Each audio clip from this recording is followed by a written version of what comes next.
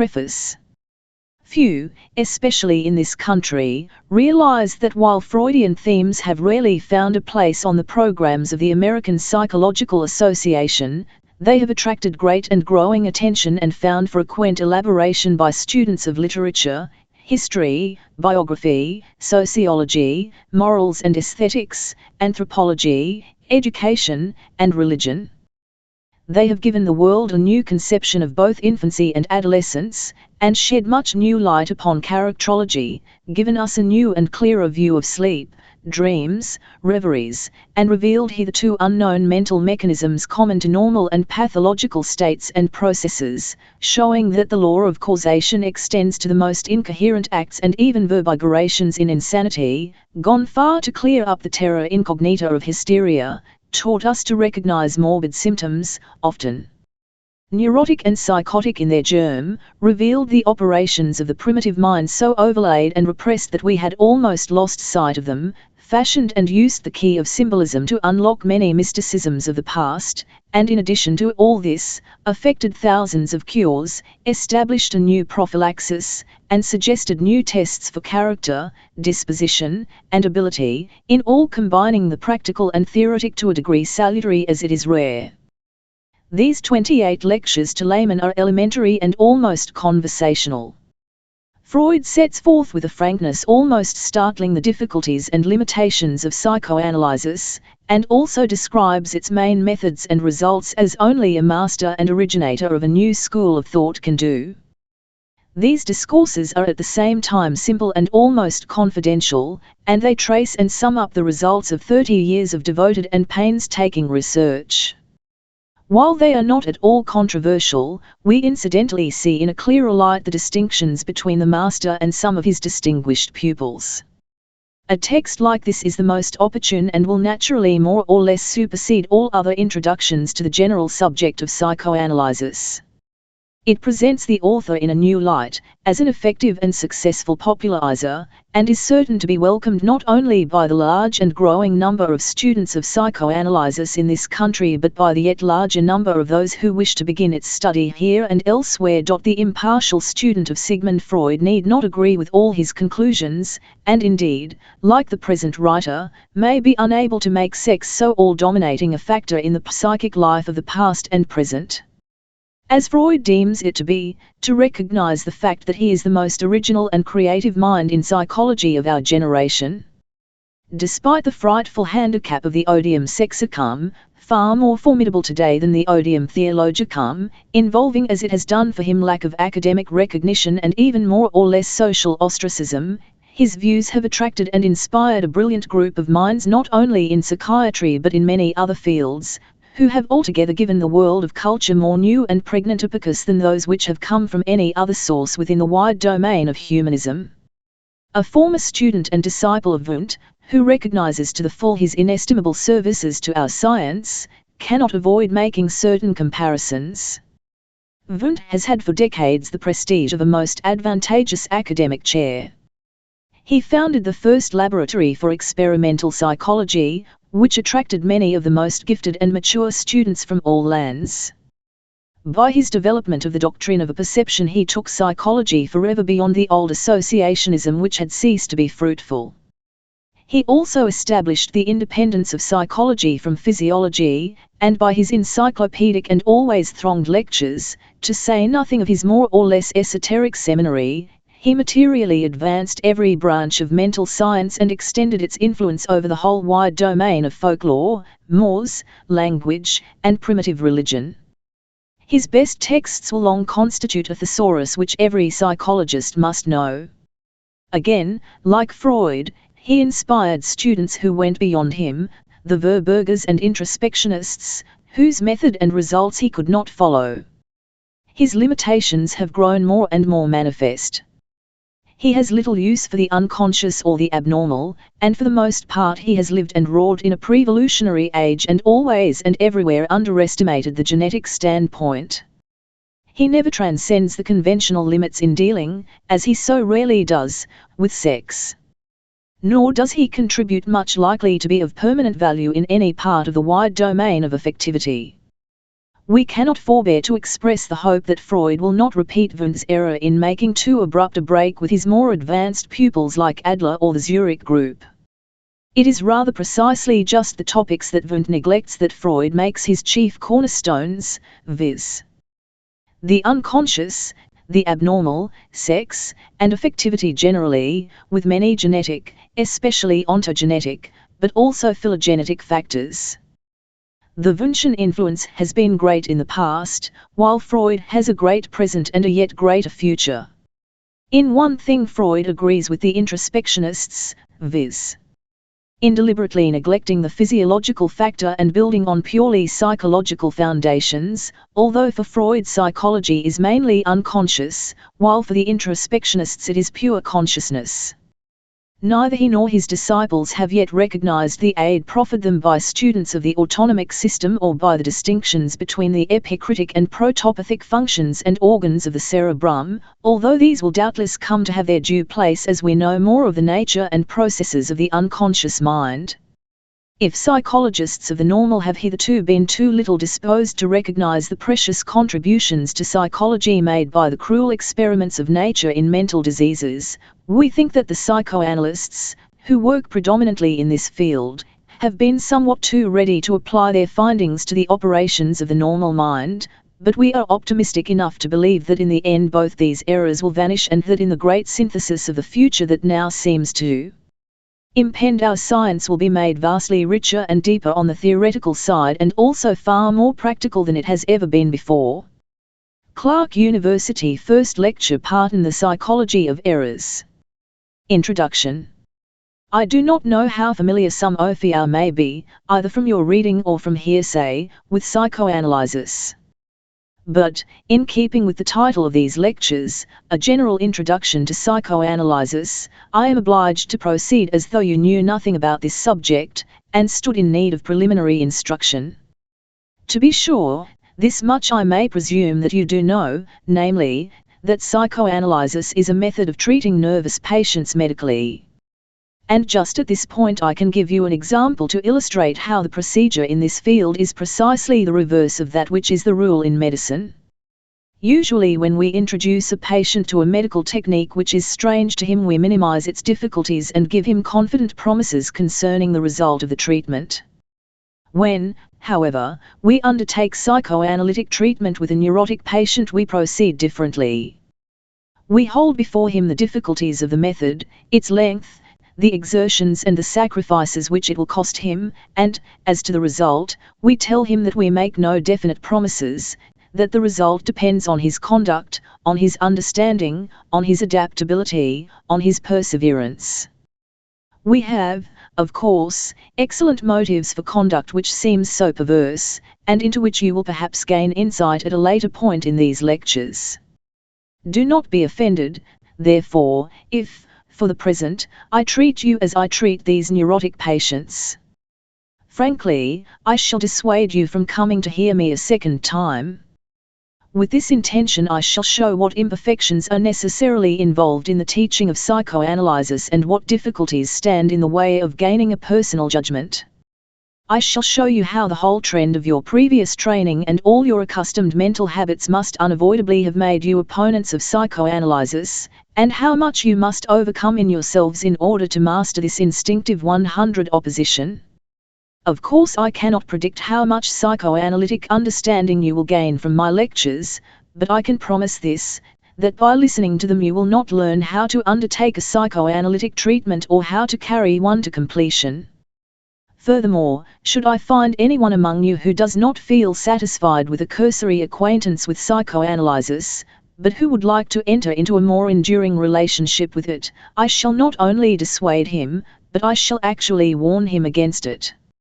As things now stand, a person would, by such a choice of profession, ruin his every chance of success at a university, and if he goes out into the world as a practicing physician, he will find himself in a society which does not understand his aims, which regards him with suspicion and hostility, and which turns loose upon him all the malicious spirits which lurk within it. However, there are always enough individuals who are interested in anything which may be added to the sum total of knowledge, despite such inconveniences. Should there be any of this type among you, and should they ignore my dissuasion and return to the next of these lectures, they will be welcome.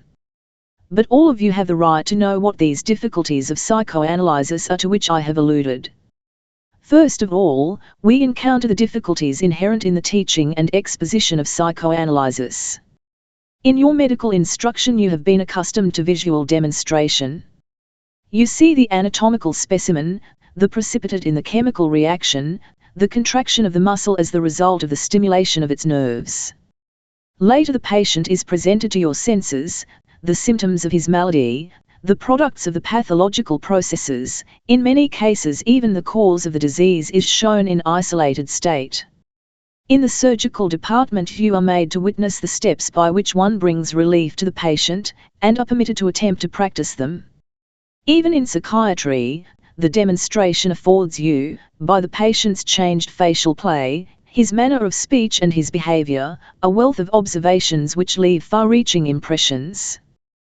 Thus the medical teacher preponderantly plays the role of a guide and instructor who accompanies you through a museum in which you contract an immediate relationship to the exhibits, and in which you believe yourself to have been convinced through your own observation of the existence of the new things you see.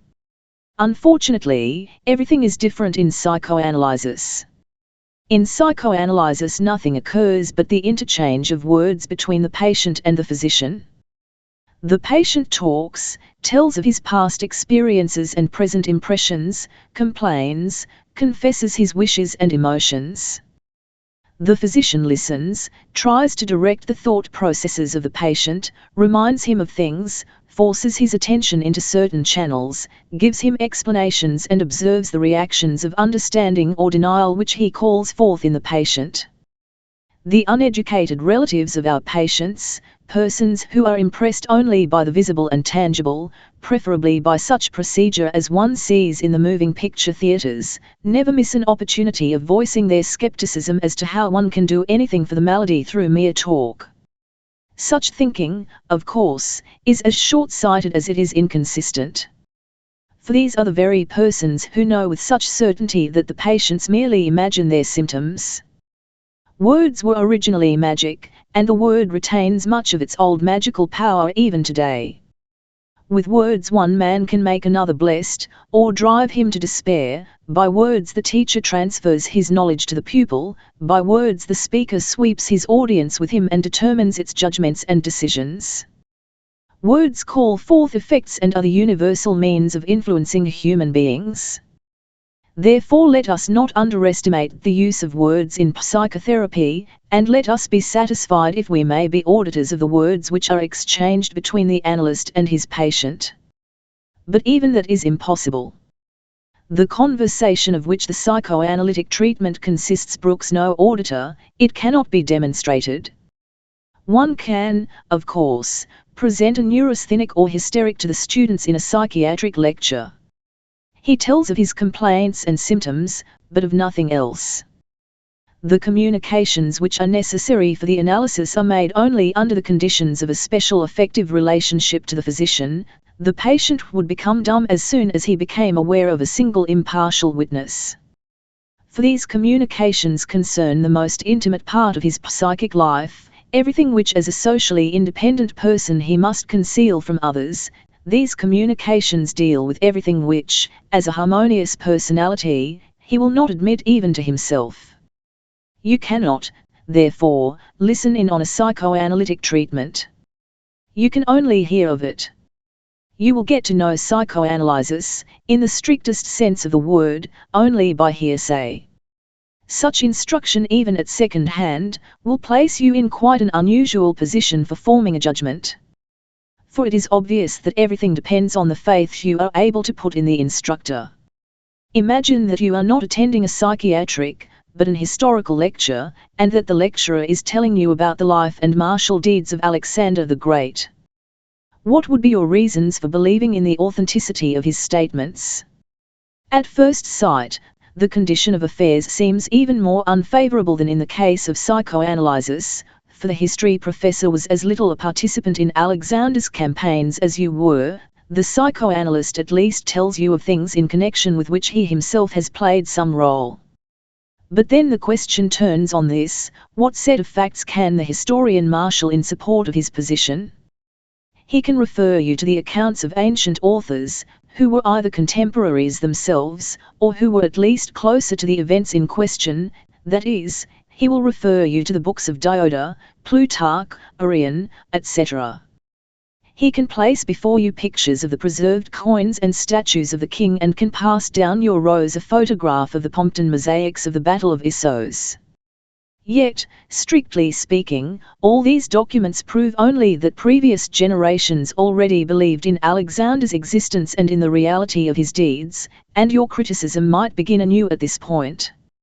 You will then find that not everything recounted of Alexander is credible, or capable of proof in detail, yet even then I cannot believe that you will leave the lecture hall a disbeliever in the reality of Alexander the Great.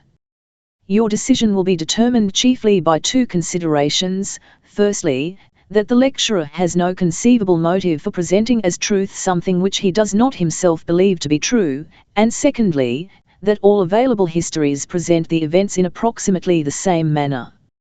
If you then proceed to the verification of the older sources, you will consider the same data, the possible motives of the writers and the consistency of the various parts of the evidence. The result of the examination will surely be convincing in the case of Alexander. It will probably turn out differently when applied to individuals like Moses and Nimrod. But what doubts you might raise against the credibility of the psychoanalytic reporter you will see plainly enough upon a later occasion. At this point you have a right to raise the question: if there is no such thing as objective verification of psychoanalysis, and no possibility of demonstrating it, how can one possibly learn psychoanalysis and convince himself of the truth of its claims? The fact is, the study is not easy and there are not many persons who have learned psychoanalysis thoroughly, but nevertheless, there is a feasible way. Psychoanalysis is learned, first of all, from a study of one's self, through the study of one's own personality. This is not quite what is ordinarily called self-observation, but, at a pinch, one can sum it up thus. There is a whole series of very common and universally known psychic phenomena, which, after some instruction in the technique of psychoanalysis, one can make the subject matter of analysis in one's self. By so doing one obtains the desired conviction of the reality of the occurrences which psychoanalysis describes and of the correctness of its fundamental conception.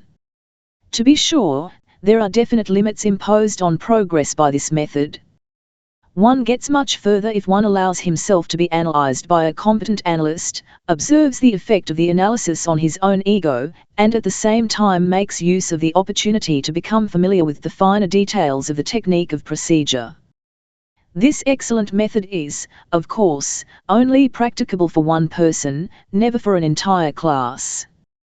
There is a second difficulty in your relation to psychoanalysis for which I cannot hold the science itself responsible, but for which I must ask you to take the responsibility upon yourselves, ladies and gentlemen, at least in so far as you have hitherto pursued medical studies. Your previous training has given your mental activity a definite bent which leads you far away from psychoanalysis. You have been trained to reduce the functions of an organism and its disorders anatomically, to explain them in terms of chemistry and physics and to conceive them biologically, but no portion of your interest has been directed to the psychic life, in which, after all, the activity of this wonderfully complex organism culminates. For this reason psychological thinking has remained strange to you, and you have accustomed yourselves to regard it with suspicion, to deny it the character of the scientific, to leave it to the laymen, poets, natural philosophers and mystics. Such a delimitation is surely harmful to your medical activity, for the patient will, as is usual in all human relationships, confront you first of all with his psychic facade, and I am afraid your penalty will be this, that you will be forced to relinquish a portion of the therapeutic influence to which you aspire, to those lay physicians, nature cure fakers and mystics whom you despise.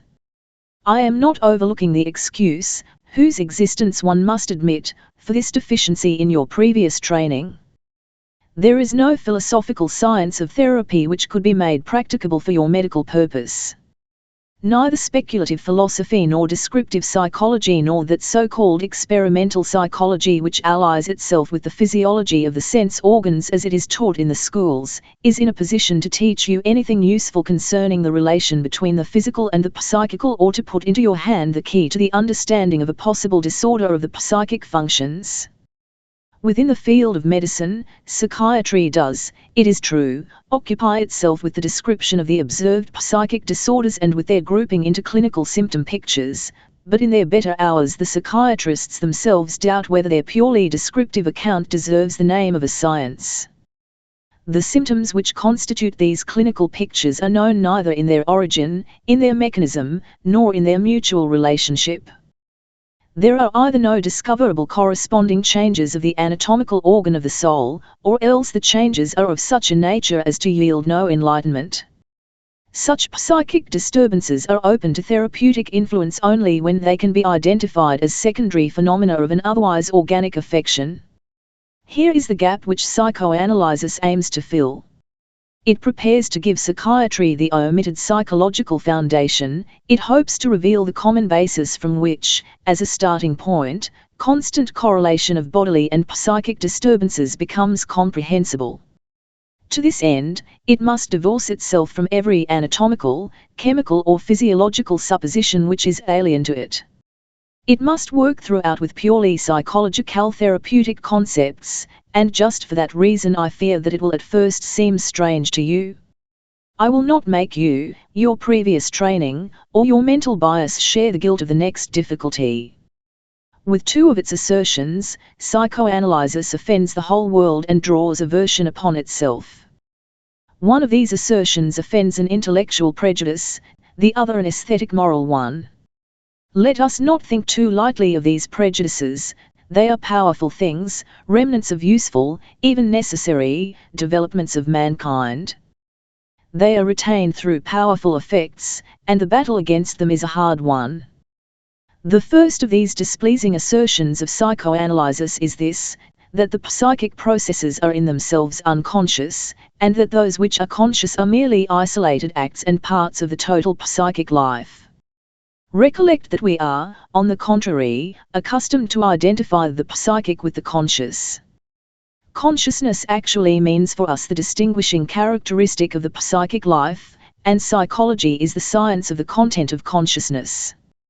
Indeed, so obvious does this identification seem to us that we consider its slightest contradiction obvious nonsense, and yet psychoanalysis cannot avoid raising this contradiction. It cannot accept the identity of the conscious with the psychic. Its definition of the psychic affirms that they are processes of the nature of feeling, thinking, willing, and it must assert that there is such a thing as unconscious thinking and unconscious willing. But with this assertion psychoanalysis has alienated, to start with, the sympathy of all friends of sober science, and has laid itself open to the suspicion of being a fantastic mystery study which would build in darkness and fish in murky waters. You, however, ladies and gentlemen, naturally cannot as yet understand what justification I have for stigmatizing as a prejudice so abstract a phrase as this one, that the psychic is consciousness. You cannot know what evaluation can have led to the denial of the unconscious, if such a thing really exists, and what advantage may have resulted from this denial. It sounds like a mere argument over words whether one shall say that the psychic coincides with the conscious or whether one shall extend it beyond that, and yet I can assure you that by the acceptance of unconscious processes you have paved the way for a decisively new orientation in the world and in science. Just as little can you guess how intimate a connection this initial boldness of psychoanalysis has with the one which follows. The next assertion which psychoanalysis proclaims as one of its discoveries, affirms that those instinctive impulses which one can only call sexual in the narrower as well as in the wider sense, play an uncommonly large role in the causation of nervous and mental diseases, and that those impulses are a causation which has never been adequately appreciated.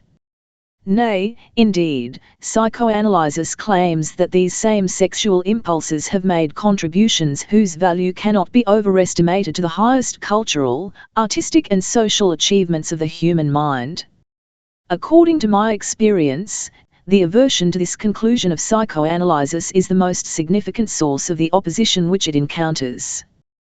Would you like to know how we explain this fact? We believe that civilization was forged by the driving force of vital necessity, at the cost of instinct satisfaction, and that the process is to a large extent constantly repeated anew, since each individual who newly enters the human community repeats the sacrifices of his instinct satisfaction for the sake of the common good.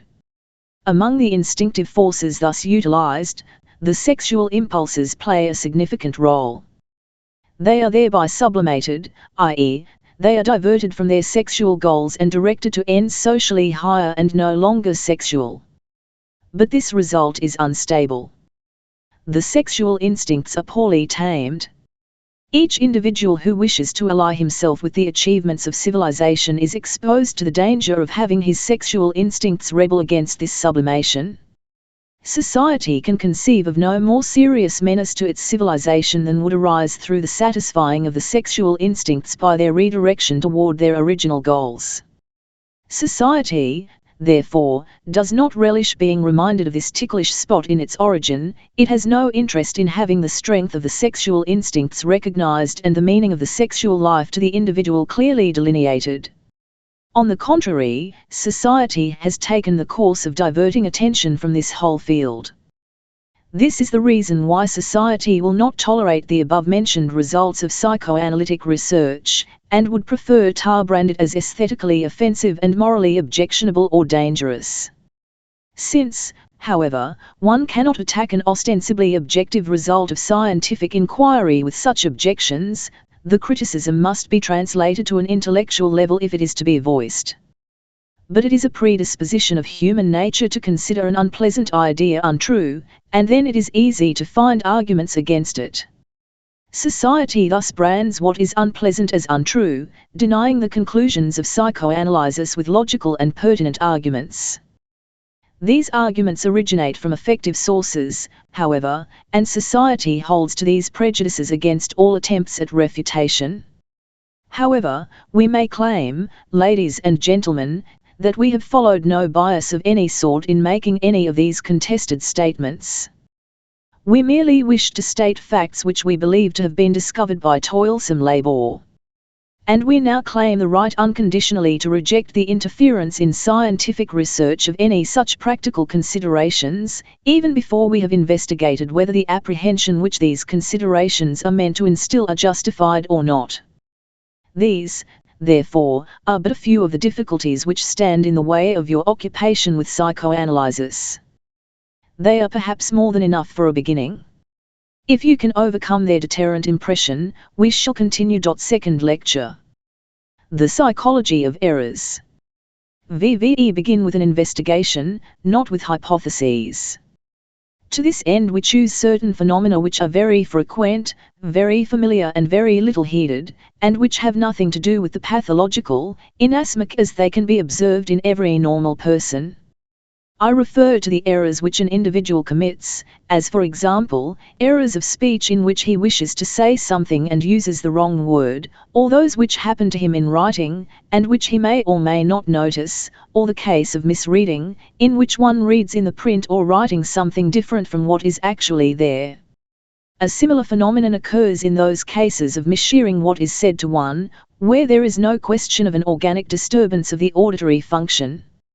Another series of such occurrences is based on forgetfulness, but on a forgetfulness which is not permanent, but temporary, as for instance when one cannot think of a name which one knows and always recognizes, or when one forgets to carry out a project at the proper time but which one remembers again later, and therefore has only forgotten for a certain interval. In a third class this characteristic of transience is lacking, as for example in mislaying things so that they cannot be found again, or in the analogous case of losing things.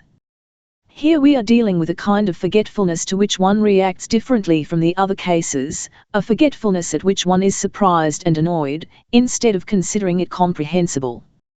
Allied with these phenomena is that of erroneous ideas, in which the element of transience is again prominent, inasmuch as for a while one believes something which, before and after that time, one knows to be untrue, and a number of similar phenomena of different designations. These are all occurrences whose inner connection is expressed in the use of the same prefix of designation .il. They are almost all unimportant, generally temporary and without much significance in the life of the individual. It is only rarely that one of them, such as the phenomenon of losing things, attains to a certain practical importance. For that reason also they do not attract much attention, they arouse only weak effects. It is, therefore, to these phenomena that I would now direct your attention.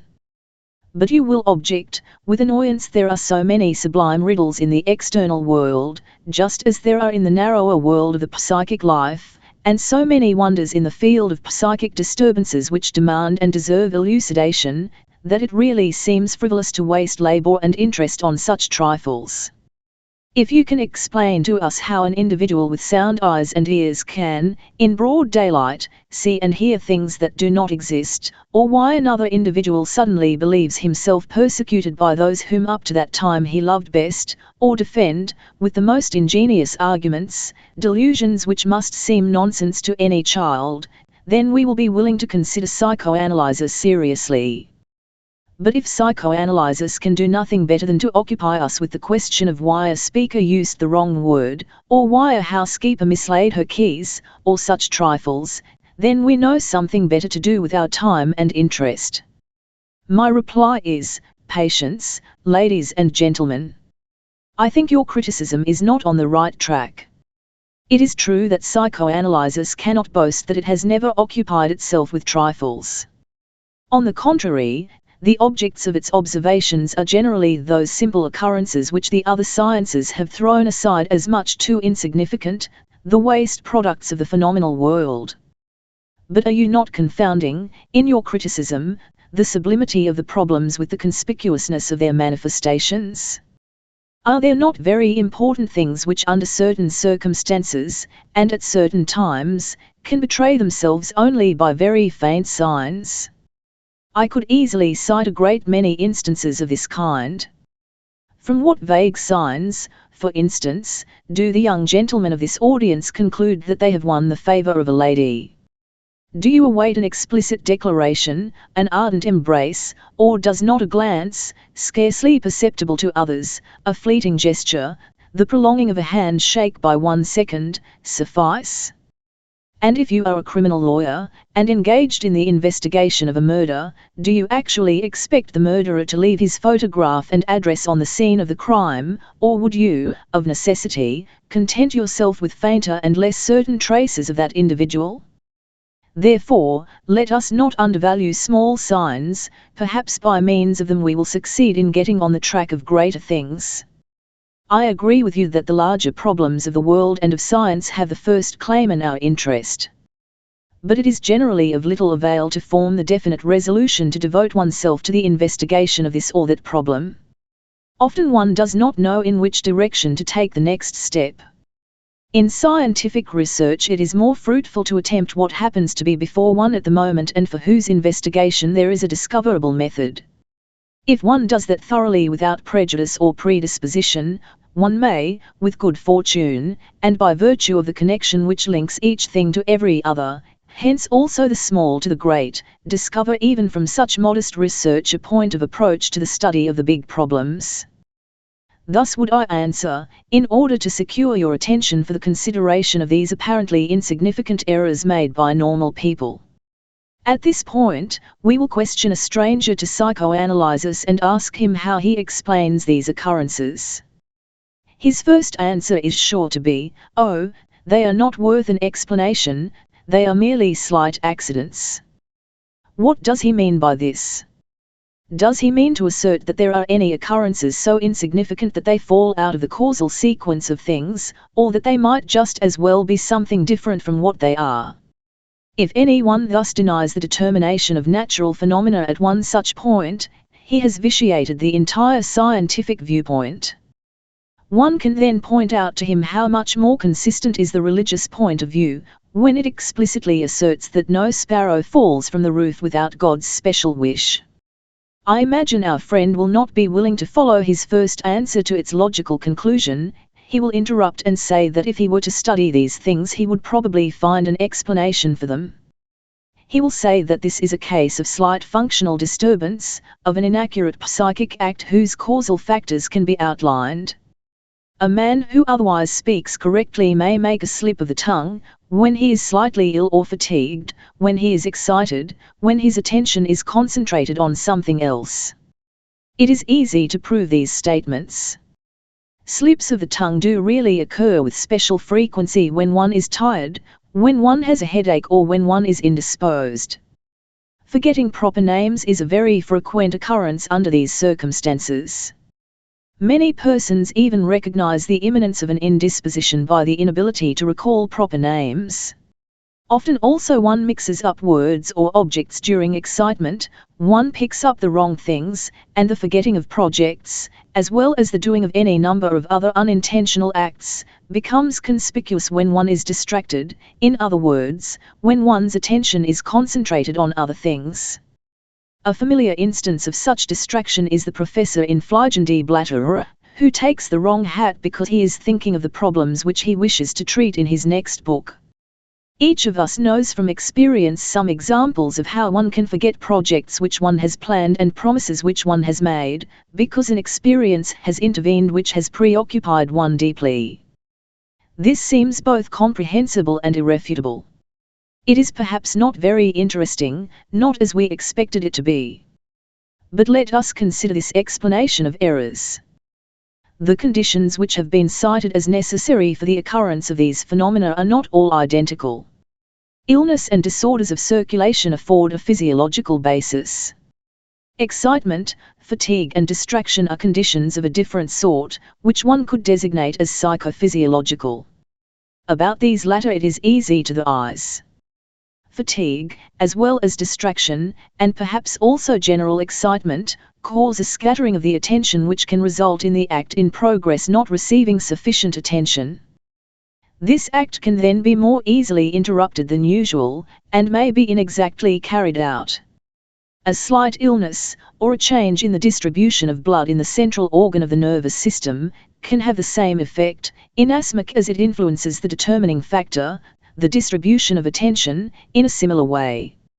In all cases, therefore, it is a question of the effects of a distraction of the attention, caused either by organic or psychic factors. But this does not seem to yield much of interest for our psychoanalytic investigation. We might even feel tempted to give up the subject. To be sure, when we look more closely we find that not everything squares with this attention theory of psychological errors, or that at any rate not everything can be directly deduced from it.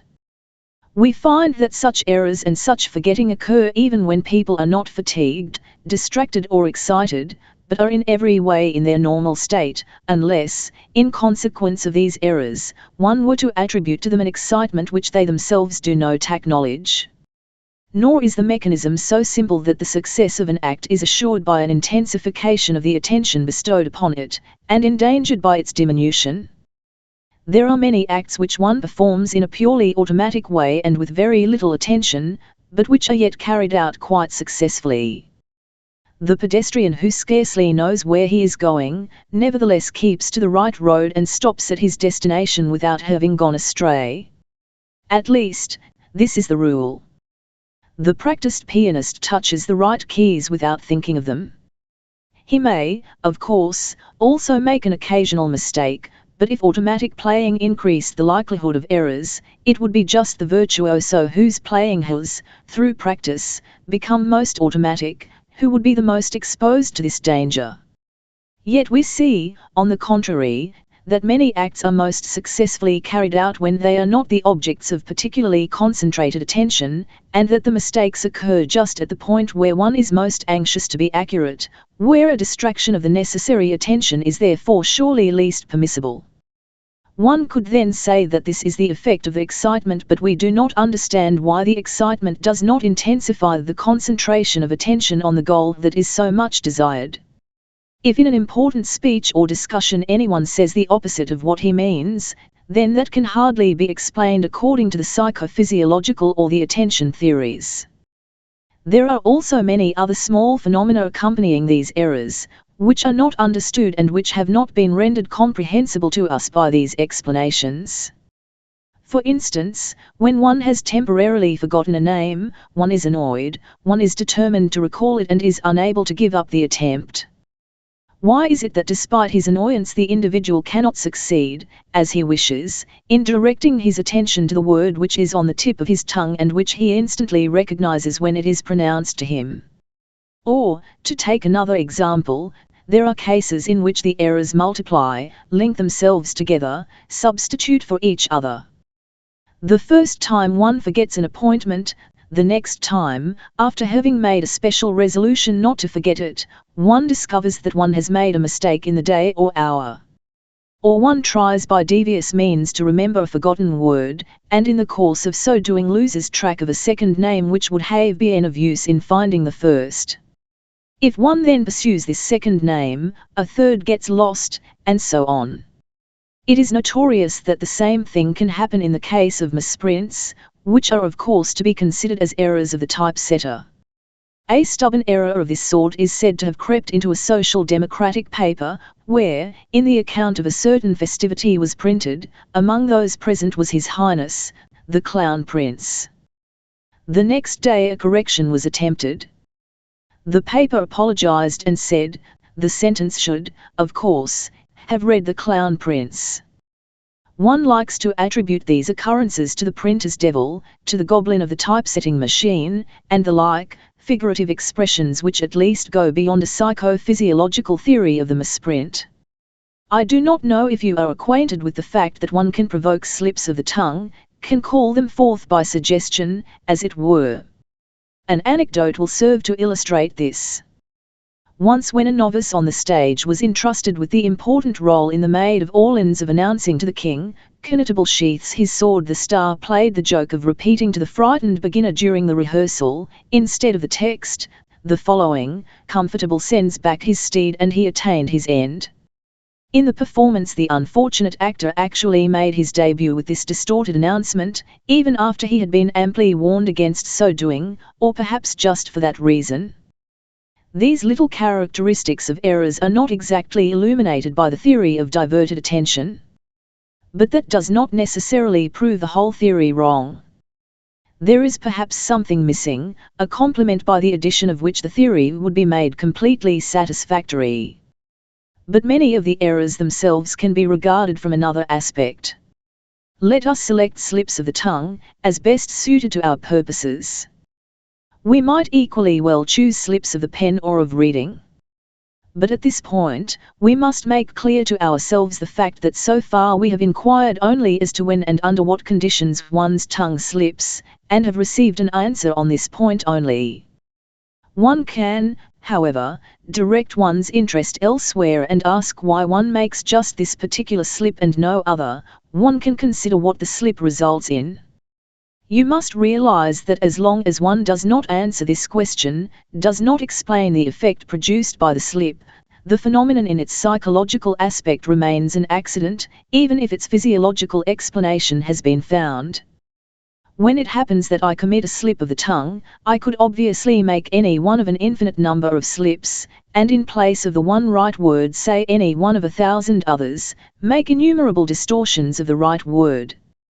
Now, is there anything which forces upon me in a specific instance just this one special slip out of all those which are possible, or does that remain accidental and arbitrary, and can nothing rational be found in answer to this question?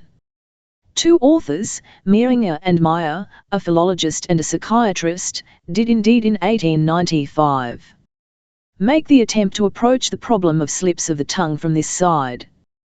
They collected examples and first treated them from a purely descriptive standpoint. That, of course, does not yet furnish any explanation, but may open the way to one. They differentiated the distortions which the intended phrase suffered through the slip, into interchanges of positions of words, interchanges of parts of words, perseverations, compoundings and substitutions. I will give you examples of these authors' main categories. It is a case of interchange of the first sort if someone says the Milo of Venus instead of the Venus of Milo. An example of the second type of interchange: I had a blush of rude to the head instead of rush of blood. A perseveration would be the familiar misplaced toast: I ask you to join me in hiccoughing the health of our chief.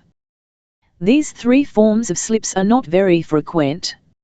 You will find those cases much more frequent in which the slip results from a drawing together or compounding of syllables. For example, a gentleman on the street addresses a lady with the words, "If you will allow me, madam, I should be very glad to escort you." In the compounded word there is obviously besides the word escort also the word insult, and parenthetically we may remark that the young man will not find much favor with the lady.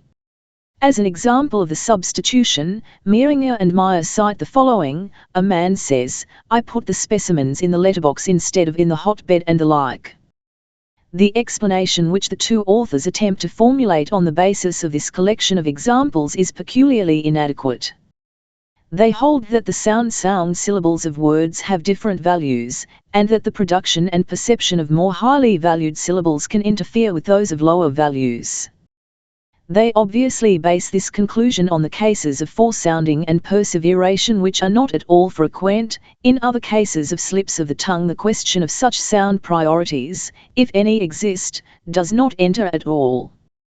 The most frequent cases of slips of the tongue are those in which instead of a certain word one says another which resembles it, and one may consider this resemblance sufficient explanation. For example, a professor says in his initial lecture, "I am not inclined to evaluate the merits of my predecessor." Or another professor says, in the case of the female genital, "Despite many temptations, I mean many attempts," etc. The most common, and also the most conspicuous form of slips of the tongue, however, is that of saying the exact opposite of what one meant to say. In such cases, one goes far afield from the problem of sound relations and resemblance effects, and can cite, instead of these, the fact that opposites have an obviously close relationship to each other, and have particularly close relations in the psychology of association. There are historical examples of this sort. A president of our House of Representatives once opened the assembly with the words, "Gentlemen, I declare a quorum present, and herewith declare the assembly closed." Similar, in its trickiness, to the relation of opposites is the effect of any other facile association which may under certain circumstances arise most inopportunely. Thus, for instance, there is the story which relates that on the occasion of a festivity in honor of the marriage of a child of H. Helmholtz with a child of the well-known discoverer and captain of industry, W. Seaman, the famous physiologist Dubois Raymond was asked to speak.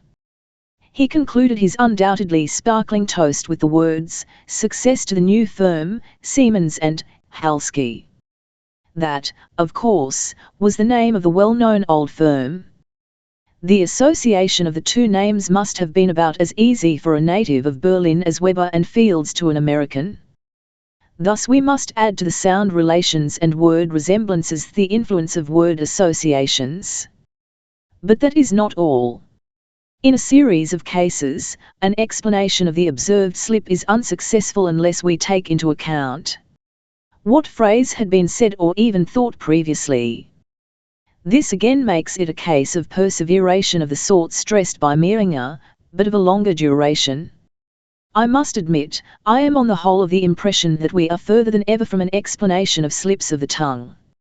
However, I hope I am not wrong when I say that during the above investigation of these examples of slips of the tongue, we have all obtained a new impression on which it will be of value to dwell. We sought the general conditions under which slips of the tongue occur, and then the influences which determine the kind of distortion resulting from the slip, but we have in no way yet considered the effect of the slip of the tongue in itself, without regard to its origin.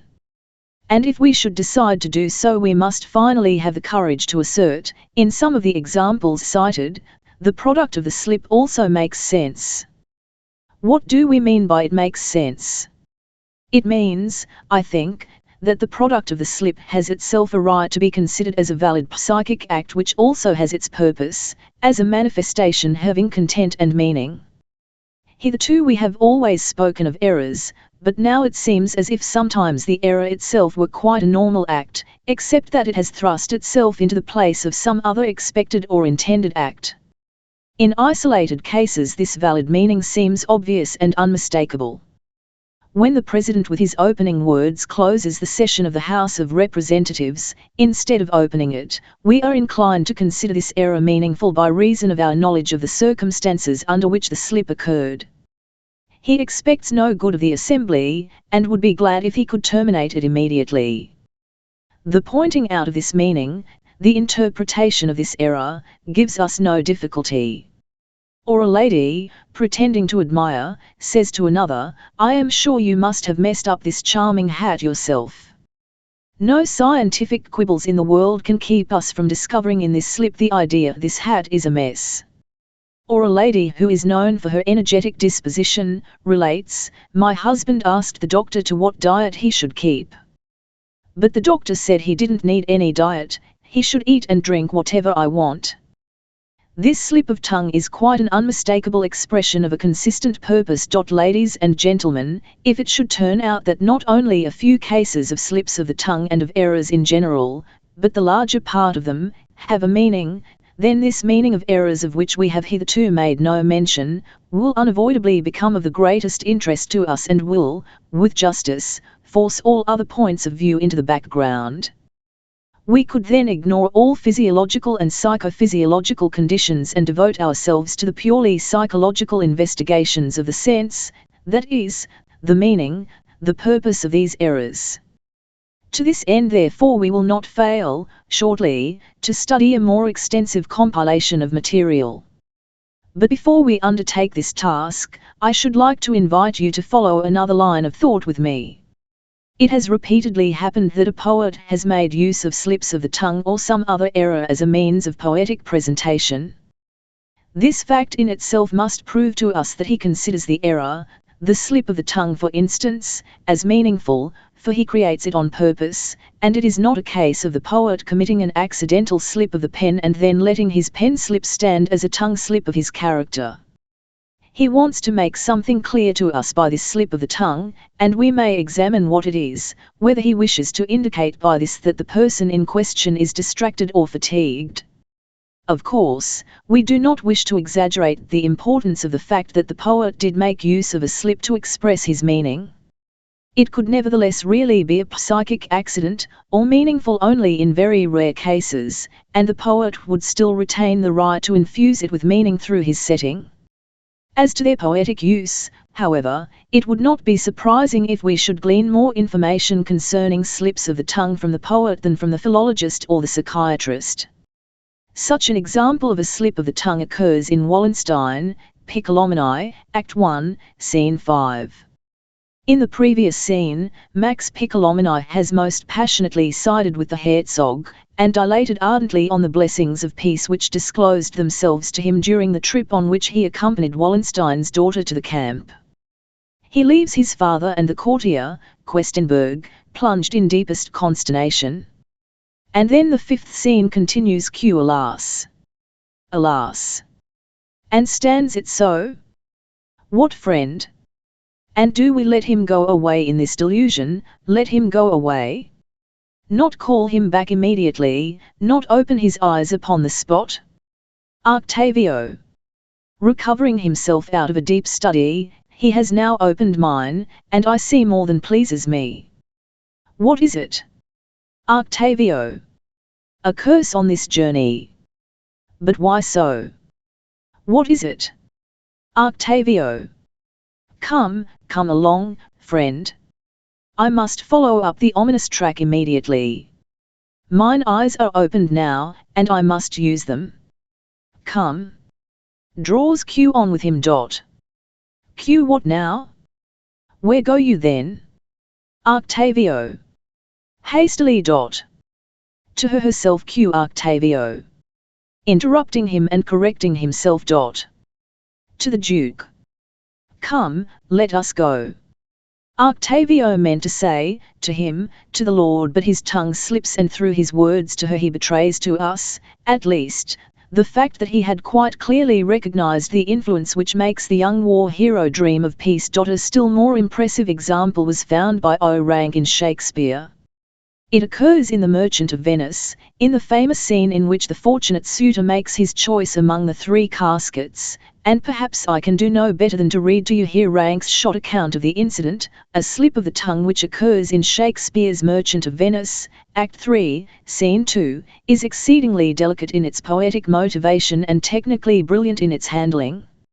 Like the slip in Wallenstein quoted by Freud, Psychopathology of Everyday Life, 2 p. 48, it shows that the poets well know the meaning of these errors and assume their comprehensibility to the audience.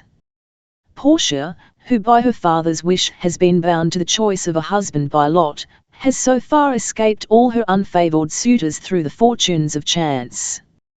Since she has finally found in Bassanio the suitor to whom she is attached, she fears that he, too, will choose the wrong casket. She would like to tell him that even in that event he may rest assured of her love, but is prevented from so doing by her oath. In this inner conflict the poet makes her say to the welcome suitor, Portia, I pray you tarry, pause a day or 2, before you hazard, for, in choosing wrong I lose your company, therefore, forbear a while, there's something tells me, but it is not love, I would not lose you, I could teach you how to choose right, but then I am forsworn, so will I never be, so may you miss me, but if you do, you'll make me wish a sin that I had been forsworn. Beshrew your eyes. They have o'erlooked me, and divided me, one half of me is yours, the other half yours, mine own, I would say, but if mine, then yours, and so all yours. Just that, therefore, which she meant merely to indicate faintly to him or really to conceal from him entirely, namely that even before the choice of the lot she was his and loved him, this the poet, with admirable psychological delicacy of feeling, makes apparent by her slip, and is able, by this artistic device, to quiet the unbearable uncertainty of the lover, as well as the equal suspense of the audience as to the issue of the choice. Notice, at the end, how subtly Portia reconciles the 2 declarations which are contained in the slip, how she resolves the contradiction between them and finally still manages to keep her promise, but if mine, then yours, and so all yours. Another thinker, alien to the field of medicine, accidentally disclosed the meaning of errors by an observation which has anticipated our attempts at explanation. You all know the clever satires of Lichtenberg 1742, 1749, of which Goethe said, where he jokes, there lurks a problem concealed. Not infrequently the joke also brings to light the solution of the problem. Lichtenberg mentions in his jokes and satiric comments the remark that he always read Agamemnon, for so intently had he read Homer. Herein is really contained the whole theory of misreadings. At the next session we will see whether we can agree with the poets in their conception of the meaning of psychological errors. Third lecture. The Psychology of Errors, continued. The last session we conceived the idea of considering the error, not in its relation to the intended act which it distorted, but by itself alone, and we received the impression that in isolated instances it seems to betray a meaning of its own. We declared that if this fact could be established on a larger scale, then the meaning of the error itself would soon come to interest us more than an investigation of the circumstances under which the error occurs. Let us agree once more on what we understand by the meaning of a psychic process. A psychic process is nothing more than the purpose which it serves and the position which it holds in a psychic sequence. We can also substitute the word purpose or intention for meaning in most of our investigations. Was it then only a deceptive appearance or a poetic exaggeration of the importance of an error which made us believe that we recognized a purpose in it? Let us adhere faithfully to the illustrative example of slips of the tongue and let us examine a larger number of such observations. We then find whole categories of cases in which the intention, the meaning of the slip itself, is clearly manifest. This is the case above all in those examples in which one says the opposite of what one intended. The President said, in his opening address, "I declare the meeting closed." His intention is certainly not ambiguous. The meaning and purpose of his slip is that he wants to terminate the meeting. One might point the conclusion with the remark, he said so himself. We have only taken him at his word. Do not interrupt me at this point by remarking that this is not possible, that we know he did not want to terminate the meeting but to open it, and that he himself, whom we have just recognized as the best judge of his intention, will affirm that he meant to open it. In so doing you forget that we have agreed to consider the error entirely by itself. Its relation to the intention which it distorts is to be discussed later. Otherwise you convict yourself of an error in logic by which you smoothly conjure away the problem under discussion, or beg the question as it is called in English.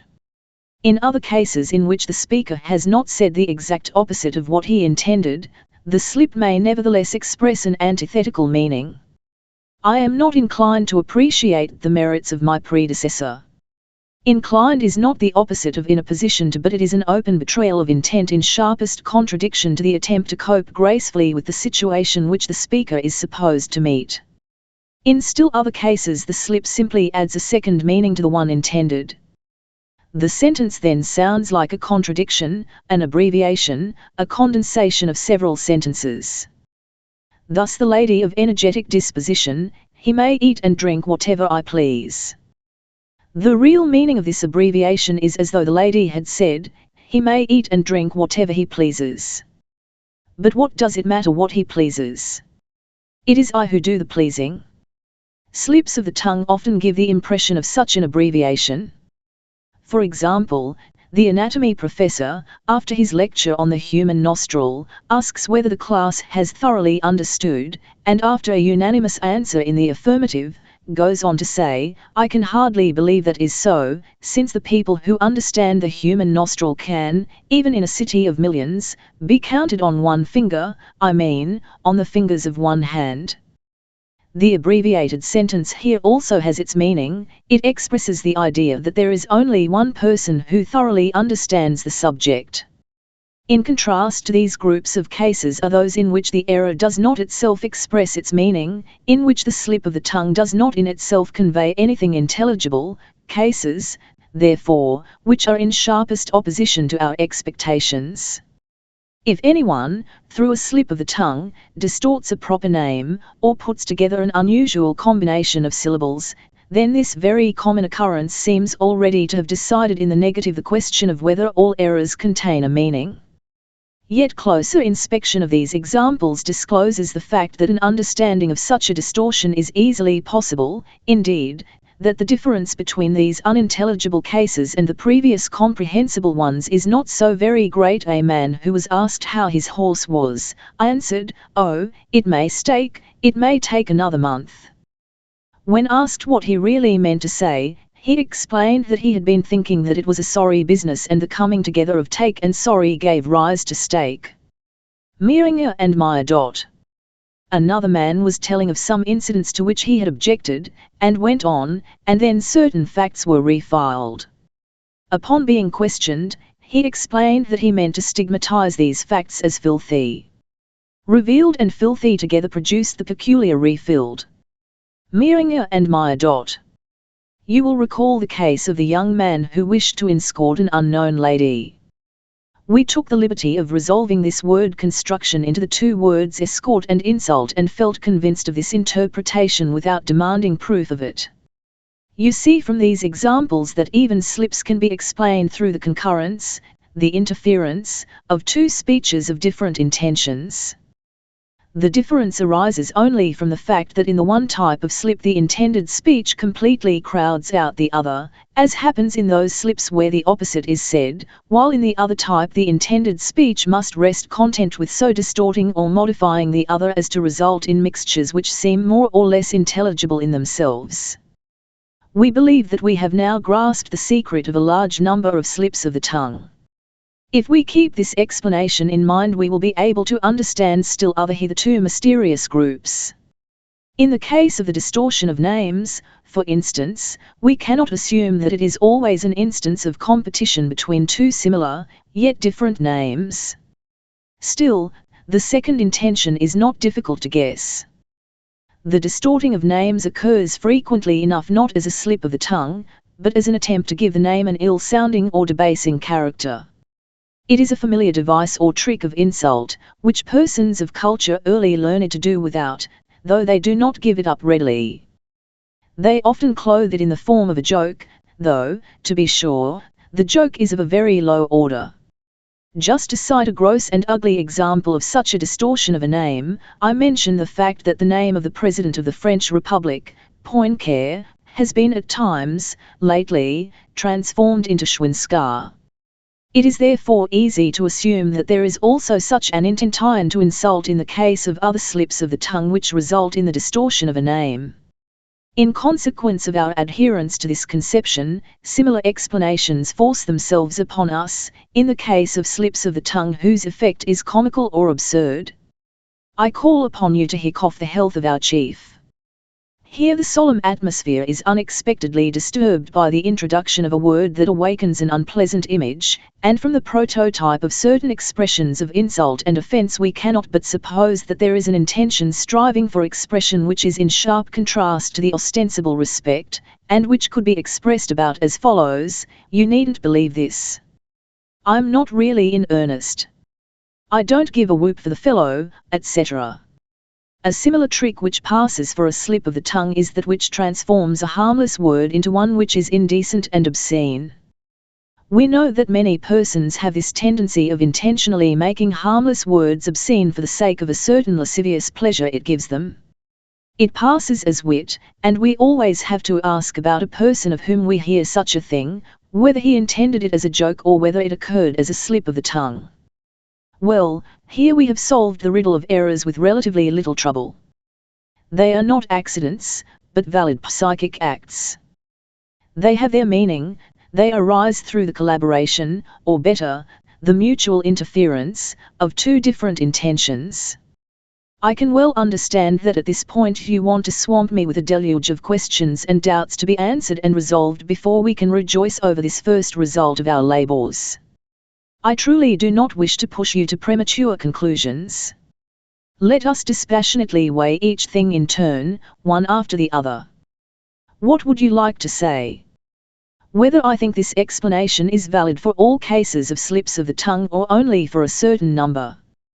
Whether one can extend this same conception to all the many other errors, to misreading, slips of the pen, forgetting, picking up the wrong object, mislaying things, etc.? In the face of the psychic nature of errors, what meaning is left to the factors of fatigue, excitement, absent-mindedness and distraction of attention? Moreover, it is easy to see that of the two competing meanings in an error, one is always public, but the other not always. But what does one do in order to guess the latter? And when one believes one has guessed it, how does one go about proving that it is not merely a probable meaning, but that it is the only correct meaning? Is there anything else you wish to ask? If not, then I will continue. I would remind you of the fact that we really are not much concerned with the errors themselves, but we wanted only to learn something of value to psychoanalysis from their study. Therefore, I put the question, what are these purposes or tendencies which can thus interfere with others, and what relation is there between the interfering tendencies and those interfered with? Thus our labour really begins anew, after the explanation of the problem. Now, is this the explanation of all tongue slips? I am very much inclined to think so, and for this reason, that as often as one investigates a case of a slip of the tongue, it reduces itself to this type of explanation. But on the other hand, one cannot prove that a slip of the tongue cannot occur without this mechanism. It may be so. For our purposes it is a matter of theoretical indifference, since the conclusions which we wish to draw by way of an introduction to psychoanalysis remain untouched, even if only a minority of the cases of tongue slips come within our conception, which is surely not the case. I shall anticipate the next question, of whether or not we may extend to other types of errors what we have gleaned from slips of the tongue, and answer it in the affirmative. You will convince yourselves of that conclusion when we turn our attention to the investigation of examples of pen slips, picking up wrong objects, etc. I would advise you, however, for technical reasons, to postpone this task until we shall have investigated the tongue slip itself more thoroughly. The question of what meaning those factors which have been placed in the foreground by some the factors of circulatory disturbances, fatigue, excitement, absent-mindedness, the theory of the distraction of attention, the question of what meaning those factors can now have for us if we accept the above described psychic mechanism of tongue slips, deserves a more detailed answer. You will note that we do not deny these factors. In fact, it is not very often that psychoanalysis denies anything which is asserted. On the other side, as a rule, psychoanalysis merely adds something to such assertions, and occasionally it does happen that what had hitherto been overlooked, and was newly added by psychoanalysis, is just the essential thing. The influence on the occurrence of tongue slips of such physiological predispositions as result from slight illness, circulatory disturbances and conditions of fatigue, should be acknowledged without more ado.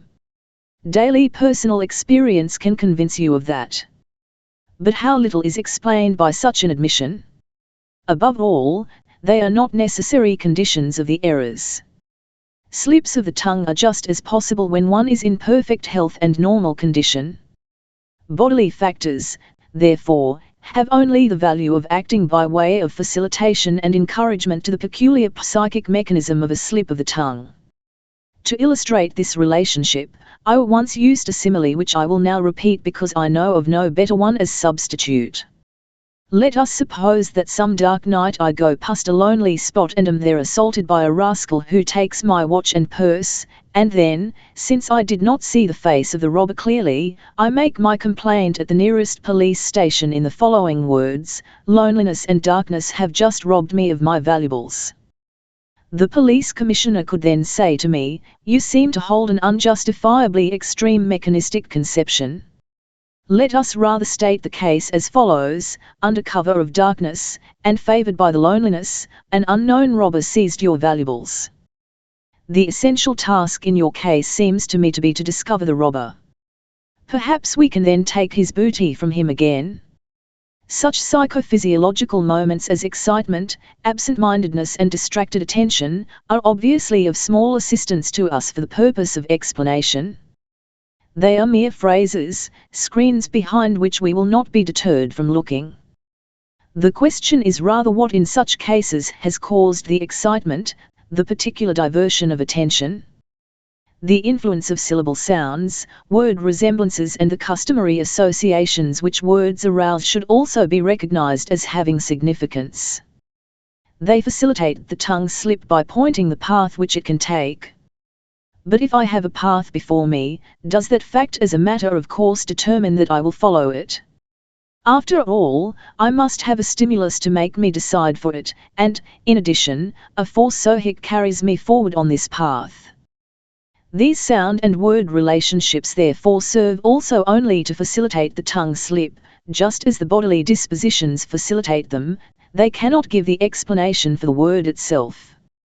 Just consider, for example, the fact that in an enormously large number of cases, my lecturing is not disturbed by the fact that the words which I use recall others by their sound resemblance, that they are intimately associated with their opposites, or arouse common associations. We might add here the observation of the philosopher Wundt, that slips of the tongue occur when, in consequence of bodily fatigue, the tendency to association gains the upper hand over the intended speech. This would sound very plausible if it were not contradicted by experiences which proved that from one series of cases of tongue slips bodily stimuli were absent, and from another, the association stimuli were absent. However, your next question is one of particular interest to me, namely, in what way can one establish the existence of the two mutually antagonistic tendencies? You probably do not suspect how significant this question is. It is true, is it not, that one of the two tendencies, the tendency which suffers the interference, is always unmistakable? The person who commits the error is aware of it and acknowledges it. It is the other tendency, what we call the interfering tendency, which causes doubt and hesitation. Now we have already learned, and you have surely not forgotten, that these tendencies are, in a series of cases, equally plain. That is indicated by the effect of the slip, if only we have the courage to let this effect be valid in itself. The president who said the opposite of what he meant to say made it clear that he wanted to open the meeting, but equally clear that he would also have liked to terminate it. Here the meaning is so plain that there is nothing left to be interpreted. But the other cases in which the interfering tendency merely distorts the original, without bringing itself to full expression, how can one guess the interfering meaning from the distortion? By a very sure and simple method, in the first series of cases, namely, by the same method by which one establishes the existence of the meaning interfered with. The latter is immediately supplied by the speaker, who instantly adds the originally intended expression. It may take, no, it may take another month. Now we likewise ask him to express the interfering meaning. We ask him, now, why did you first say steak? He answers, I meant to say, this is a sorry business. And in the other case of the tongue slip, refiled, the subject also affirms that he meant to say it is a filthy business but then moderated his expression and turned it into something else. Thus the discovery of the interfering meaning was here as successful as the discovery of the one interfered with. Nor did I unintentionally select as examples cases which were neither related nor explained by me or by a supporter of my theories. Yet a certain investigation was necessary in both cases in order to obtain the solution. One had to ask the speaker why he made this slip, what he had to say about it. Otherwise he might perhaps have passed it by without seeking to explain it. When questioned, however, he furnished the explanation by means of the first thing that came to his mind. And now you see, ladies and gentlemen, that this slight investigation and its consequence are already a psychoanalysis, and the prototype of every psychoanalytic investigation which we shall conduct more extensively at a later time. Now, am I unduly suspicious if I suspect that at the same moment in which psychoanalysis emerges before you, your resistance to psychoanalysis also raises its head? Are you not anxious to raise the objection that the information given by the subject we questioned, and who committed the slip, is not proof sufficient? He naturally has the desire, you say, to meet the challenge, to explain the slip, and hence he says the first thing he can think of if it seems relevant. But that, you say, is no proof that this is really the way the slip happened. It might be so, but it might just as well be Artemis, you say. Something else might have occurred to him which might have fitted the case just as well and better. It is remarkable how little respect, at bottom, you have for a psychic fact. Imagine that someone has decided to undertake the chemical analysis of a certain substance, and has secured a sample of the substance, of a certain weight, so and so many milligrams. From this weighed sample certain definite conclusions can be drawn. Do you think it would ever occur to a chemist to discredit these conclusions by the argument that the isolated substance might have had some other weight? Everyone yields to the fact that it was just this weight and no other, and confidently builds his further conclusions upon that fact. But when you are confronted by the psychic fact that the subject, when questioned, had a certain idea, you will not accept that as valid, but say some other idea might just as easily have occurred to him. The trouble is that you believe in the illusion of psychic freedom and will not give it up. I regret that on this point I find myself in complete opposition to your views. Now you will relinquish this point only to take up your resistance at another place. You will continue, we understand that it is the peculiar technique of psychoanalysis that the solution of its problems is discovered by the analyzed subject himself. Let us take another example, that in which the speaker calls upon the assembly to hick off the health of their chief. The interfering idea in this case, you say, is the insult. It is that which is the antagonist of the expression of conferring an honor. But that is mere interpretation on your part, based on observations extraneous to the slip. If in this case you question the originator of the slip, he will not affirm that he intended an insult, on the contrary, he will deny it energetically. Why do you not give up your unverifiable interpretation in the face of this plain objection? Yes, this time you struck a hard problem. I can imagine the unknown speaker. He is probably an assistant to the guest of honor, perhaps already a minor official, a young man with the brightest prospects. I will press him as to whether he did not after all feel conscious of something which may have worked in opposition to the demand that he do honor to the chief. What a fine success I'll have! He becomes impatient and suddenly bursts out on me, "Look here, you'd better stop this cross-examination, or I'll get unpleasant. Why, you'll spoil my whole career with your suspicions." I simply said "auf gestesen" instead of "an gestesen" because I'd already said "or."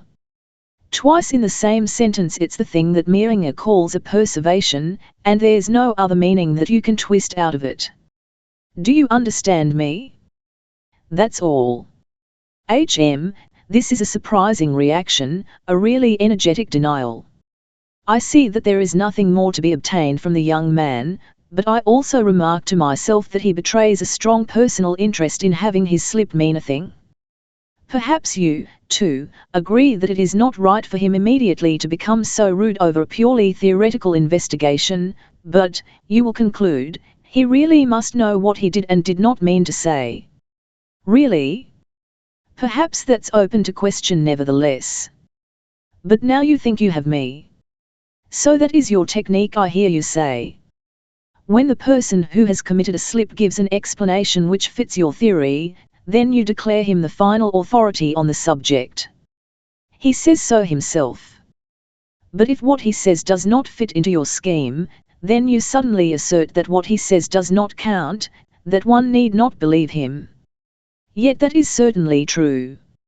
I can give you a similar case in which the procedure is apparently just as monstrous. When a defendant confesses to a deed, the judge believes his confession. But if he denies it, the judge does not believe him. Were it otherwise, there would be no way to administer the law, and despite occasional miscarriages you must acknowledge the value of this system. Well, are you then the judge, and is the person who committed the slip a defendant before you? Is a slip of the tongue a crime? Perhaps we need not even decline this comparison.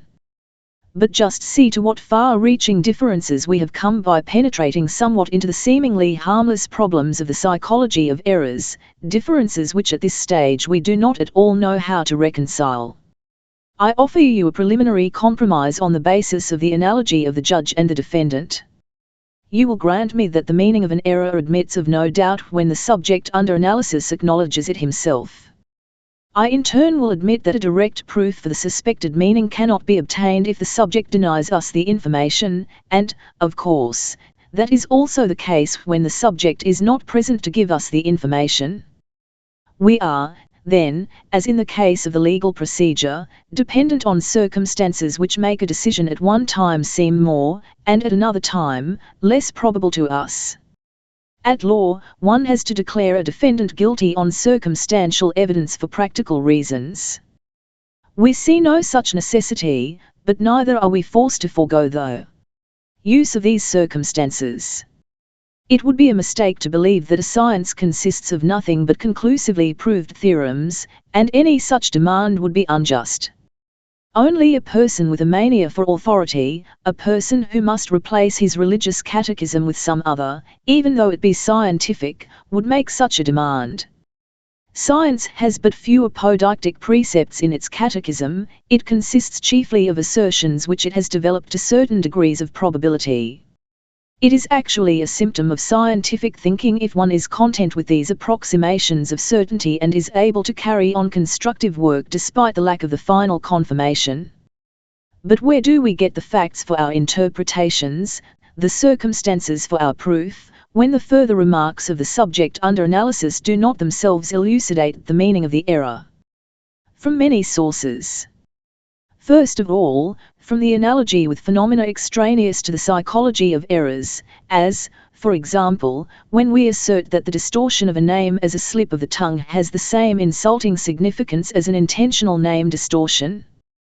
We get them also from the psychic situation in which the error occurred, from our knowledge of the character of the person who committed the error, from the impressions which that person received before making the error, and to which he may possibly have reacted with this error. As a rule, what happens is that we find the meaning of the error according to general principles. It is then only a conjecture, a suggestion as to what the meaning may be, and we then obtain our proof from examination of the psychic situation. Sometimes, too, it happens that we have to wait for subsequent developments, which have announced themselves, as it were, through the error, in order to find our conjecture verified. I cannot easily give you proof of this if I have to limit myself to the field of tongue slips, although even here there are a few good examples. The young man who wished to escort the lady is certainly shy. The lady whose husband may eat and drink whatever she wants I know to be one of those energetic women who know how to rule in the home. Or take the following case: at a general meeting of the Concordia Club, a young member delivers a vehement speech in opposition, in the course of which he addresses the officers of the society as fellow committee lenders. We will conjecture that some conflicting idea militated in him against his opposition, an idea which was in some way based on a connection with money lending. As a matter of fact, we learn from our informant that the speaker was in constant money difficulties, and had attempted to raise a loan. As a conflicting idea, therefore, we may safely interpolate the idea: be more moderate in your opposition, these are the same people who are to grant you the loan. But I can give you a wide selection of such circumstantial proof if I delve into the wide field of other kinds of error. If anyone forgets an otherwise familiar proper name, or has difficulty in retaining it in his memory despite all efforts, then the conclusion lies close at hand, that he has something against the bearer of this name and does not like to think of him. Consider in this connection the following revelation of the psychic situation in which this error occurs. A Mr. Y fell in love, without reciprocation, with a lady who soon after married a Mr. X. In spite of the fact that Mr. Y has known Mr. X a long time, and even has business relations with him, he forgets his name over and over again, so that he found it necessary on several occasions to ask other people the man's name when he wanted to write to Mr. X. Mr. Y obviously does not want to have his fortunate rival in mind under any condition. Let him never be thought of. Another example: a lady makes inquiries at her doctor's concerning a mutual acquaintance, but speaks of her by her maiden name. She has forgotten her married name. She admits that she was much displeased by the marriage, and could not stand this friend's husband. Later we shall have much to say in other relations about the matter of forgetting names. At present we are predominantly interested in the psychic situation in which the lapse of memory occurs. The forgetting of projects can quite commonly be traced to an antagonistic current which does not wish to carry out the project. We psychoanalysts are not alone in holding this view, but this is the general conception to which all persons subscribe the daily affairs, and which they first deny in theory. The patron who makes apologies to his protege, saying that he has forgotten his requests, has not squared himself with his protege. The protege immediately thinks, there's nothing to that, he did promise but he really doesn't want to do it. Hence, daily life also prescribes forgetting, in certain connections, and the difference between the popular and the psychoanalytic conception of these errors appears to be removed. Imagine a housekeeper who receives her guest with the words, "What, you come today? Why, I had totally forgotten that I had invited you for today," or the young man who might tell his sweetheart that he had forgotten to keep the rendezvous which they planned. He is sure not to admit it. It were better for him to invent the most improbable excuses on the spur of the moment, hindrances which prevented him from coming at that time, and which made it impossible for him to communicate the situation to her. We all know that in military matters the excuse of having forgotten something is useless, that it protects one from no punishment, and we must consider this attitude justified. Here we suddenly find everyone agreed that a certain error is significant, and everyone agrees what its meaning is. Why are they not consistent enough to extend this insight to the other errors, and fully to acknowledge them? Of course, there is also an answer to this. If the meaning of this forgetting of projects leaves room for so little doubt among laymen, you will be less surprised to find that poets make use of these errors in the same sense. Those of you who have seen or read Shaw's Caesar and Cleopatra will recall that Caesar, when departing in the last scene, is pursued by the idea that there was something more he intended to do, but that he had forgotten it. Finally he discovers what it is, to take leave of Cleopatra. This small device of the author is meant to ascribe to the great Caesar a superiority which he did not possess, and to which he did not at all aspire. You can learn from historical sources that Caesar had Cleopatra follow him to Rome, and that she was staying there with her little Caesarion when Caesar was murdered, whereupon she fled the city. The cases of forgetting projects are as a rule so clear that they are of little use for our purpose, i.e., discovering in the psychic situation circumstantial evidence of the meaning of the error.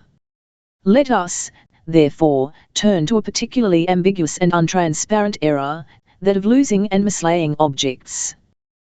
That we ourselves should have a purpose in losing an object, an accident frequently so painful, will certainly seem incredible to you. But there are many instances similar to the following. A young man loses the pencil which he had liked very much. The day before he had received a letter from his brother-in-law, which concluded with the words, "For the present I have neither the inclination nor the time to be a party to your frivolity and your." It so happened that the pencil had been a present from this brother-in-law. Without this coincidence we could not, of course, assert that the loss involved any intention to get rid of the gift. Similar cases are numerous. Persons lose objects when they have fallen out with the donors, and no longer wish to be reminded of them. Or again, objects may be lost if one no longer likes the things themselves, and wants to supply oneself with a pretext for substituting other and better things in their stead. Letting a thing fall and break naturally shows the same intention toward that object. Can one consider it accidental when a school child just before his birthday loses, ruins or breaks his belongings, for example his school bag or his watch? He who has frequently experienced the annoyance of not being able to find something which he has himself put away, will also be unwilling to believe there was any intent behind the loss. And yet the examples are not at all rare in which the attendant circumstances of the mislaying point to a tendency temporarily or permanently to get rid of the object. Perhaps the most beautiful example of this sort is the following. A young man tells me, "A few years ago a misunderstanding arose in my married life. I felt my wife was too cool, and even though I willingly acknowledged her excellent qualities, we lived without any tenderness between us. One day she brought me a book which she had thought might interest me. I thanked her for this attention, promised to read the book, put it in a handy place, and couldn't find it again. Several months passed thus, during which I occasionally remembered this mislaid book and tried in vain to find it. About half a year later my beloved mother, who lived at a distance from us, fell ill. My wife left the house in order to nurse her mother-in-law. The condition of the patient became serious, and gave my wife an opportunity of showing her best side. One evening I came home filled with enthusiasm and gratitude toward my wife. I approached my writing desk, opened a certain drawer with no definite intention but as if with somnambulistic certainty, and the first thing I found is the book so long mislaid. With the cessation of the motive, the inability to find the mislaid object also came to an end. Ladies and gentlemen, I could increase this collection of examples indefinitely. But I do not wish to do so here. In my Psychopathology of Everyday Life, first published in 1901, you will find only too many instances for the study of errors. All these examples demonstrate the same thing repeatedly, namely, they make it seem probable that errors have a meaning, and show how one may guess or establish that meaning from the attendant circumstances. I limit myself today because we have confined ourselves to the purpose of profiting in the preparation for psychoanalysis from the study of these phenomena. I must, however, still go into two additional groups of observations, into the accumulated and combined errors and into the confirmation of our interpretations by means of subsequent developments. The accumulated and combined errors are surely the fine flower of their species. If we were interested only in proving that errors may have a meaning, we would limit ourselves to the accumulated and combined errors in the first place, for here the meaning is unmistakable, even to the dullest intelligence, and can force conviction upon the most critical judgment. The accumulation of manifestations betrays a stubbornness such as could never come about by accident, but which fits closely the idea of design. Finally, the interchange of certain kinds of error with each other shows us what is the important and essential element of the error, not its form or the means of which it avails itself, but the purpose which it serves and which is to be achieved by the most various paths. Thus I will give you a case of repeated forgetting.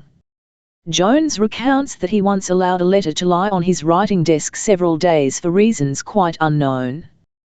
Finally he made up his mind to mail it, but it was returned from the dead letter office, for he had forgotten to address it. After he had addressed it he took it to the post office, but this time without a stamp. At this point he finally had to admit to himself his aversion against sending the letter at all. In another case a mistake is combined with mislaying an object. A lady is traveling to Rome with her brother-in-law, a famous artist. The visitor is much feted by the Germans living in Rome, and receives as a gift, among other things, a gold medal of ancient origin. The lady is vexed by the fact that her brother-in-law does not sufficiently appreciate the beautiful object. After she leaves her sister and reaches her home, she discovers when unpacking that she has brought with her, how, she does not know, the medal. She immediately informs her brother-in-law of this fact by letter, and gives him notice that she will send the medal back to Rome the next day. But on the following day, the medal has been so cleverly mislaid that it can neither be found nor sent, and at this point it begins to dawn upon the lady that her absent-mindedness means, namely, that she wants to keep the object for herself. I have already given you an example of a combination of forgetfulness and error in which someone first forgot a rendezvous and then, with the firm intention of not forgetting it a second time, appeared at the wrong hour. A quite analogous case was told me from his own experience, by a friend who pursues literary interests in addition to his scientific ones. He said, "A few years ago I accepted the election to the board of a certain literary society, because I hoped that the society could at some time be of use to me in helping obtain the production of my drama, and, despite my lack of interest, I took part in the meetings every Friday. A few months ago I received the assurance of a production in the theatre in F, and since that time it happens regularly that I forget the meetings of that society. When I read your article on these things, I was ashamed of my forgetfulness, reproached myself with the meanness of staying away now that I no longer need these people and determined to be sure not to forget next Friday. I kept reminding myself of this resolution until I carried it out and stood before the door of the meeting room. To my astonishment, it was closed, the meeting was already over, for I had mistaken the day. It was already Saturday. It would be tempting enough to collect similar observations, but I will go no further. I will let you glance instead upon those cases in which our interpretation has to wait for its proof upon future developments. The chief condition of these cases is conceivably that the existing psychic situation is unknown to us or inaccessible to our inquiries. At that time our interpretation has only the value of a conjecture to which we ourselves do not wish to grant too much weight. Later, however, something happens which shows us how justified was our interpretation even at that time. I was once the guest of a young married couple and heard the young wife laughingly tell of a recent experience, of how on the day after her return from her honeymoon she had hunted up her unmarried sister again in order to go shopping with her, as in former times, while her husband went to his business.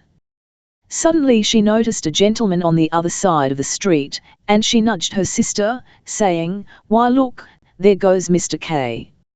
She had forgotten that this gentleman was her husband of some weeks' standing. I shuddered at this tale but did not dare to draw the inference. The little anecdote did not occur to me again until a year later, after this marriage had come to a most unhappy end. A maiden tells of a lady who, the day before her wedding, forgot to try on her wedding dress and to the despair of the dressmaker only remembered it later in the evening. He adds in connection with this forgetfulness the fact that she divorced her husband soon after. I know a lady now divorced from her husband, who, in managing her fortune, frequently signed documents with her maiden name, and this many years before she really resumed it. I know of other women who lost their wedding rings on their honeymoon and also know that the course of the marriage gave a meaning to this accident. And now one more striking example with a better termination. It is said that the marriage of a famous German chemist did not take place because he forgot the hour of the wedding, and instead of going to the church went to the laboratory. He was wise enough to rest satisfied with this one attempt, and died unmarried at a ripe old age. Perhaps the idea has also come to you that in these cases mistakes have taken the place of the omina or omens of the ancients. Some of the omina really were nothing more than mistakes, for example, when a person stumbled or fell down. Others, to be sure, bore the characteristics of objective occurrences rather than that of subjective acts.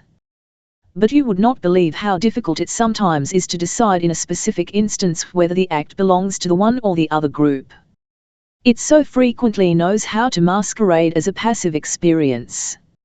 Every one of us who can look back over a longer or shorter life experience will probably say that he might have spared himself many disappointments and painful surprises if he had found the courage and decision to interpret as omens the little mistakes which he made in his intercourse with people, and to consider them as indications of the intentions which were still being kept secret.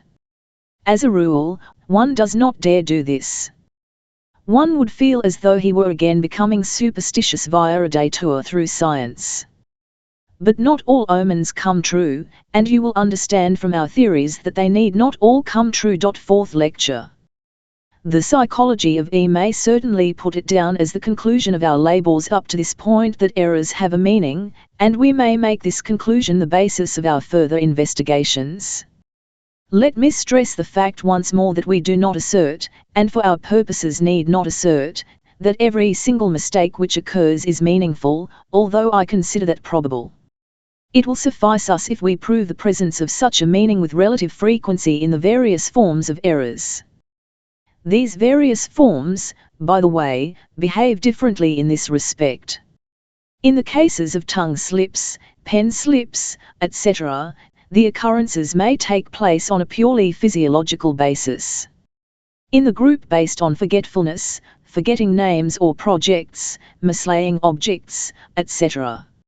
I cannot believe in such a basis. There does very probably exist a type of case in which the loss of objects should be recognized as unintentional. Of the mistakes which occur in daily life, only a certain portion can in any way be brought within our conception. You must keep this limitation in mind when we start henceforth from the assumption that mistakes are psychic acts and arise through the mutual interference of two intentions.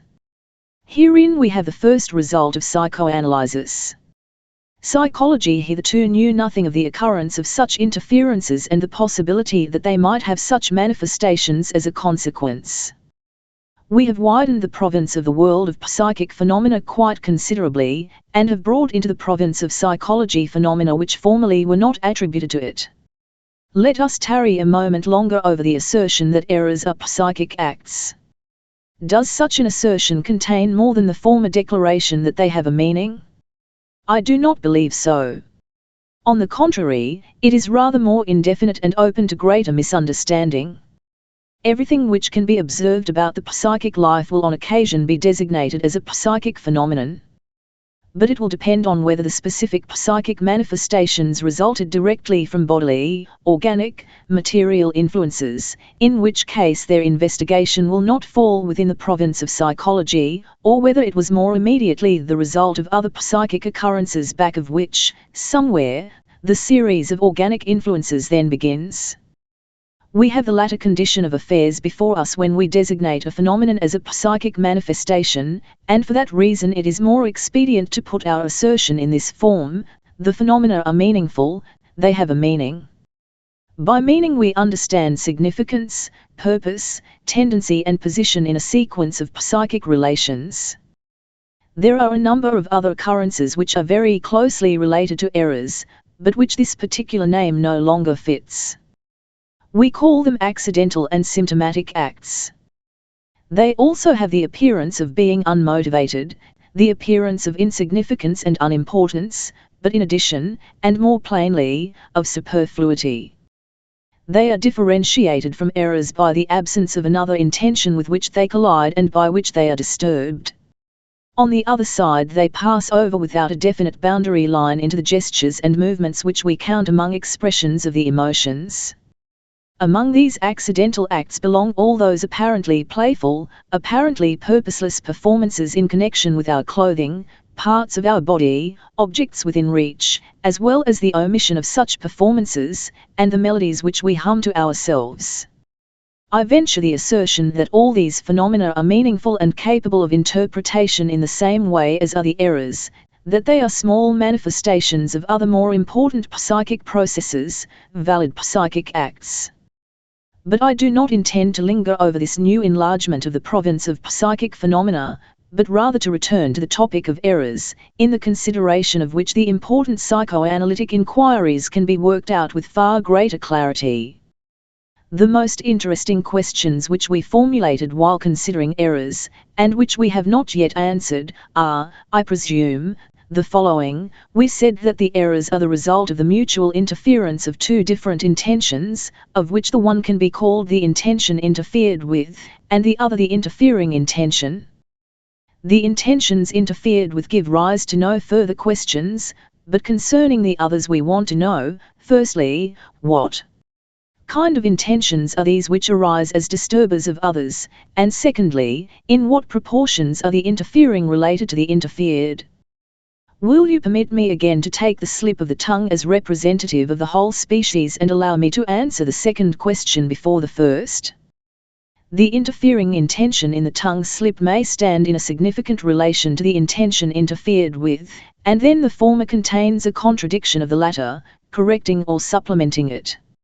Or, to take a less intelligible and more interesting case, the interfering intention has nothing to do with the intention interfered with. Proofs for the first of the two relations we can find without trouble in the examples which we already know and in others similar to those. In almost all cases of tongue slips where one says the contrary of what he intended, where the interfering intention expresses the antithesis of the intention interfered with, the error is the presentation of the conflict between two irreconcilable strivings. I declare the meeting opened, but would rather have it closed is the meaning of the President's slip. A political paper which has been accused of corruptibility, defends itself in an article meant to reach a climax in the words, "Our readers will testify that we have always interceded for the good of all in the most disinterested manner."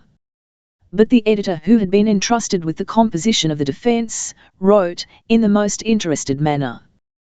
That is, he thinks to be sure, I have to write this way, but I know better. A representative of the people who urges that the Kaiser should be told the truth Ruckholtlos hears an inner voice which is frightened by his boldness, and which through a slip changes the Ruckholtlos into Ruckgratlos.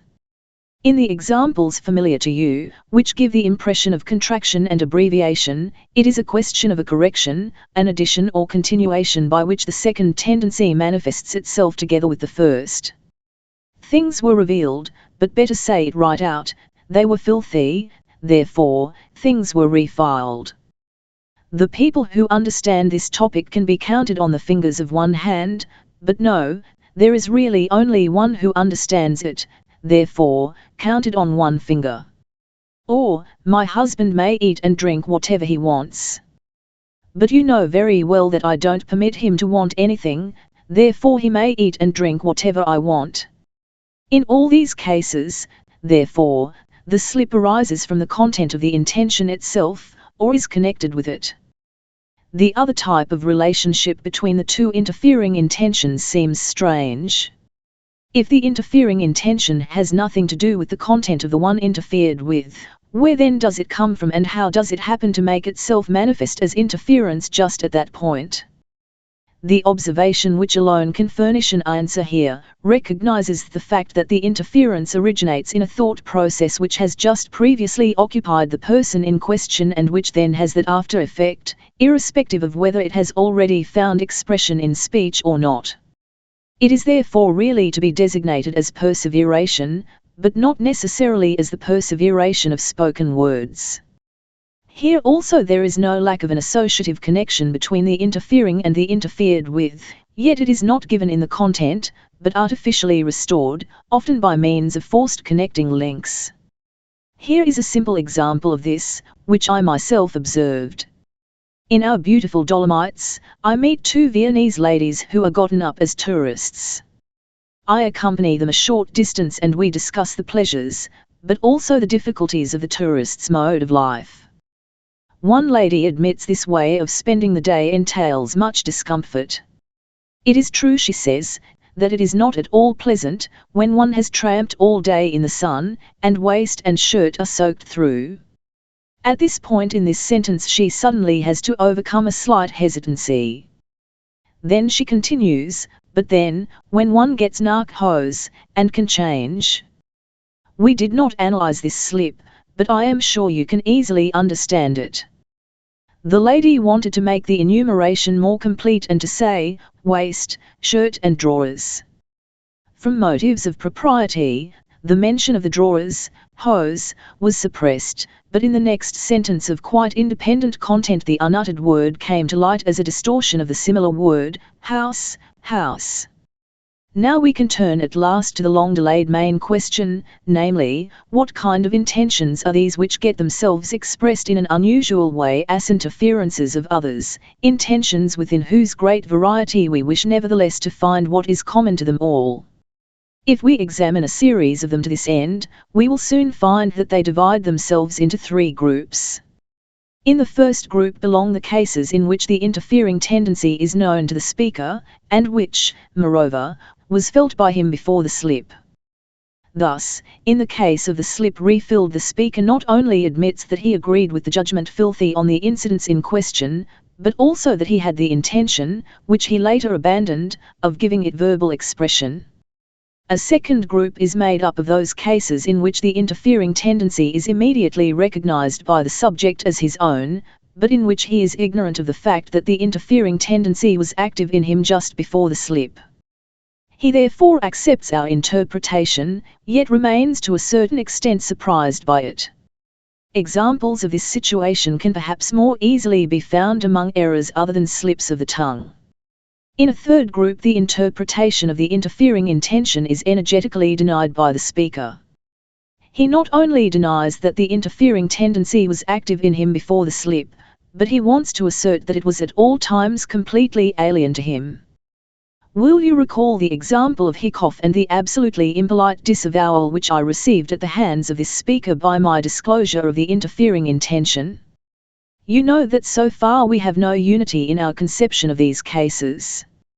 I pay no attention to the Toastmaster's disavowal and hold fast to my interpretation, while you, I am sure, are yet under the influence of his repudiation and are considering whether one ought not to forego the interpretation of such slips, and let them pass as purely physiological acts, incapable of further analysis. I can imagine what it is that frightens you off. My interpretation draws the conclusion that intentions of which he himself knows nothing may manifest themselves in a speaker, and that I can deduce them from the circumstances. You hesitate before so novel a conclusion and one so full of consequences. I understand that, and sympathize with you to that extent. But let us make one thing clear: if you want consistently to carry through the conception of errors which you have derived from so many examples, you must decide to accept the above conclusion, even though it be unpleasant. If you cannot do so, you must give up that understanding of errors which you have so recently won. Let us tarry a while over the point which unites the three groups, which is common to the three mechanisms of tongue slips. Fortunately, that is unmistakable. In the first two groups the interfering tendency is recognized by the speaker. In the first there is the additional fact that it showed itself immediately before the slip. In both cases, however, it was suppressed. The speaker had made up his mind not to convert the interfering tendency into speech, and then the slip of the tongue occurred, that is to say, the suppressed tendency obtains expression against the speaker's will, in that it changes the expression of the intention which he permits, mixes itself with it, or actually puts itself in its place. This is, then, the mechanism of the tongue slip. From my point of view, I can also best harmonize the processes of the third group with the mechanism here described. I need only assume that these three groups are differentiated by the different degrees of effectiveness attending the suppression of an intention. In the first group, the intention is present and makes itself perceptible before the utterance of the speaker, not until then does it suffer the suppression for which it indemnifies itself in the slip. In the second group, the suppression extends farther. The intention is no longer perceptible before the subject speaks. It is remarkable that the interfering intention is in no way deterred by this from taking part in the causation of the slip. Through this fact, however, the explanation of the procedure in the third group is simplified for us. I shall be so bold as to assume that in the error a tendency can manifest itself which has been suppressed for even a longer time, perhaps a very long time, which does not become perceptible and which, therefore, cannot be directly denied by the speaker. But leave the problem of the third group. From the observation of the other cases, you most draw the conclusion that the suppression of the existing intention to say something is the indispensable condition of the occurrence of a slip. We may now claim that we have made further progress in understanding errors. We know not only that they are psychic acts, in which we can recognize meaning and purpose, and that they arise through the mutual interference of two different intentions, but, in addition, we know that one of these intentions must have undergone a certain suppression in order to be able to manifest itself through interference with the other. The interfering intention must itself first be interfered with before it can become interfering. Naturally, a complete explanation of the phenomena which we call errors is not attained by this. We immediately see further questions arising, and suspect in general that there will be more occasions for new questions as we progress further. We might, for example, ask why the matter does not proceed much more simply. If there is an existing purpose to suppress a certain tendency instead of giving it expression, then this suppression should be so successful that nothing at all of the latter comes to light, or it could even fail, so that the suppressed tendency attains to full expression. But errors are compromise formations. They mean some success and some failure for each of the two purposes. The endangered intention is neither completely suppressed nor does it, without regard to individual cases, come through wholly intact. We can imagine that special conditions must be existent for the occurrence of such interference or compromise formations, but then we cannot even conjecture what sort they may be. Nor do I believe that we can uncover these unknown circumstances through further penetration into the study of errors. Rather will it be necessary thoroughly to examine other obscure fields of psychic life. Only the analogies which we there encounter can give us the courage to draw those assumptions which are requisite to a more fundamental elucidation of errors. And one thing more. Even working with small signs, as we have constantly been in the habit of doing in this province, brings its dangers with it. There is a mental disease, combined paranoia, in which the utilization of such small signs is practiced without restriction, and I naturally would not wish to give it as my opinion that these conclusions, built up on this basis, are correct throughout. We can be protected from such dangers only by the broad basis of our observations, by the repetition of similar impressions from the most varied fields of psychic life. We will therefore leave the analysis of errors here. But may I remind you of one thing more: keep in mind, as a prototype, the manner in which we have treated these phenomena. You can see from these examples what the purposes of our psychology are. We do not wish merely to describe the phenomena and to classify them, but to comprehend them as signs of a play of forces in the psychic, as expressions of tendencies striving to an end, tendencies which work together or against one another. We seek a dynamic conception of psychic phenomena. The perceived phenomena must, in our conception, give way to those strivings whose existence is only assumed. Hence we will not go deeper into the problem of errors, but we can still undertake an expedition through the length of this field, in which we will re-encounter things familiar to us, and will come upon the tracks of some that are new. In so doing we will keep to the division which we made in the beginning of our study, of the three groups of tongue slips, with the related forms of pen slips, misreadings, misshearings, forgetfulness with its subdivisions according to the forgotten object, proper names, foreign words, projects, impressions, and the other faults of mistaking, mislaying and losing objects. Errors, in so far as they come into our consideration, are grouped in part with forgetfulness, in part with mistakes. We have already spoken in such detail of tongue slips, and yet there are still several points to be added. Linked with tongue slips are small effective phenomena which are not entirely without interest. No one likes to make a slip of the tongue, often one fails to hear his own slip, though never that of another. Tongue slips are in a certain sense infectious. It is not at all easy to discuss tongue slips without falling into slips of the tongue oneself. The most trifling forms of tongue slips are just the ones which have no particular illumination to throw on the hidden psychic processes, but are nevertheless not difficult to penetrate in their motivation. If, for example, anyone pronounces a long vowel as a short, in consequence of an interference no matter how motivated, he will for that reason soon after lengthen a short vowel and commit a new slip in compensation for the earlier one. The same thing occurs when one has pronounced a double vowel unclearly and hastily, for example, an EU or an oil as EI. The speaker tries to correct it by changing a subsequent EI or EU to OI. In this conduct the determining factor seems to be a certain consideration for the hearer, who is not to think that it is immaterial to the speaker how he treats his mother tongue. The second, compensating distortion actually has the purpose of making the hearer conscious of the first, and of assuring him that it also did not escape the speaker. The most frequent and most trifling cases of slips consist in the contractions and foresoundings which show themselves in inconspicuous parts of speech. One's tongue slips in a longer speech to such an extent that the last word of the intended speech is said too soon. That gives the impression of a certain impatience to be finished with the sentence and gives proof in general of a certain resistance to communicating this sentence or speech as a whole. Thus we come to borderline cases in which the differences between the psychoanalytic and the common physiological conception of tongue slips are blended. We assume that in these cases there is a tendency which interferes with the intention of the speech. But it can only announce that it is present, and not what its own intention is.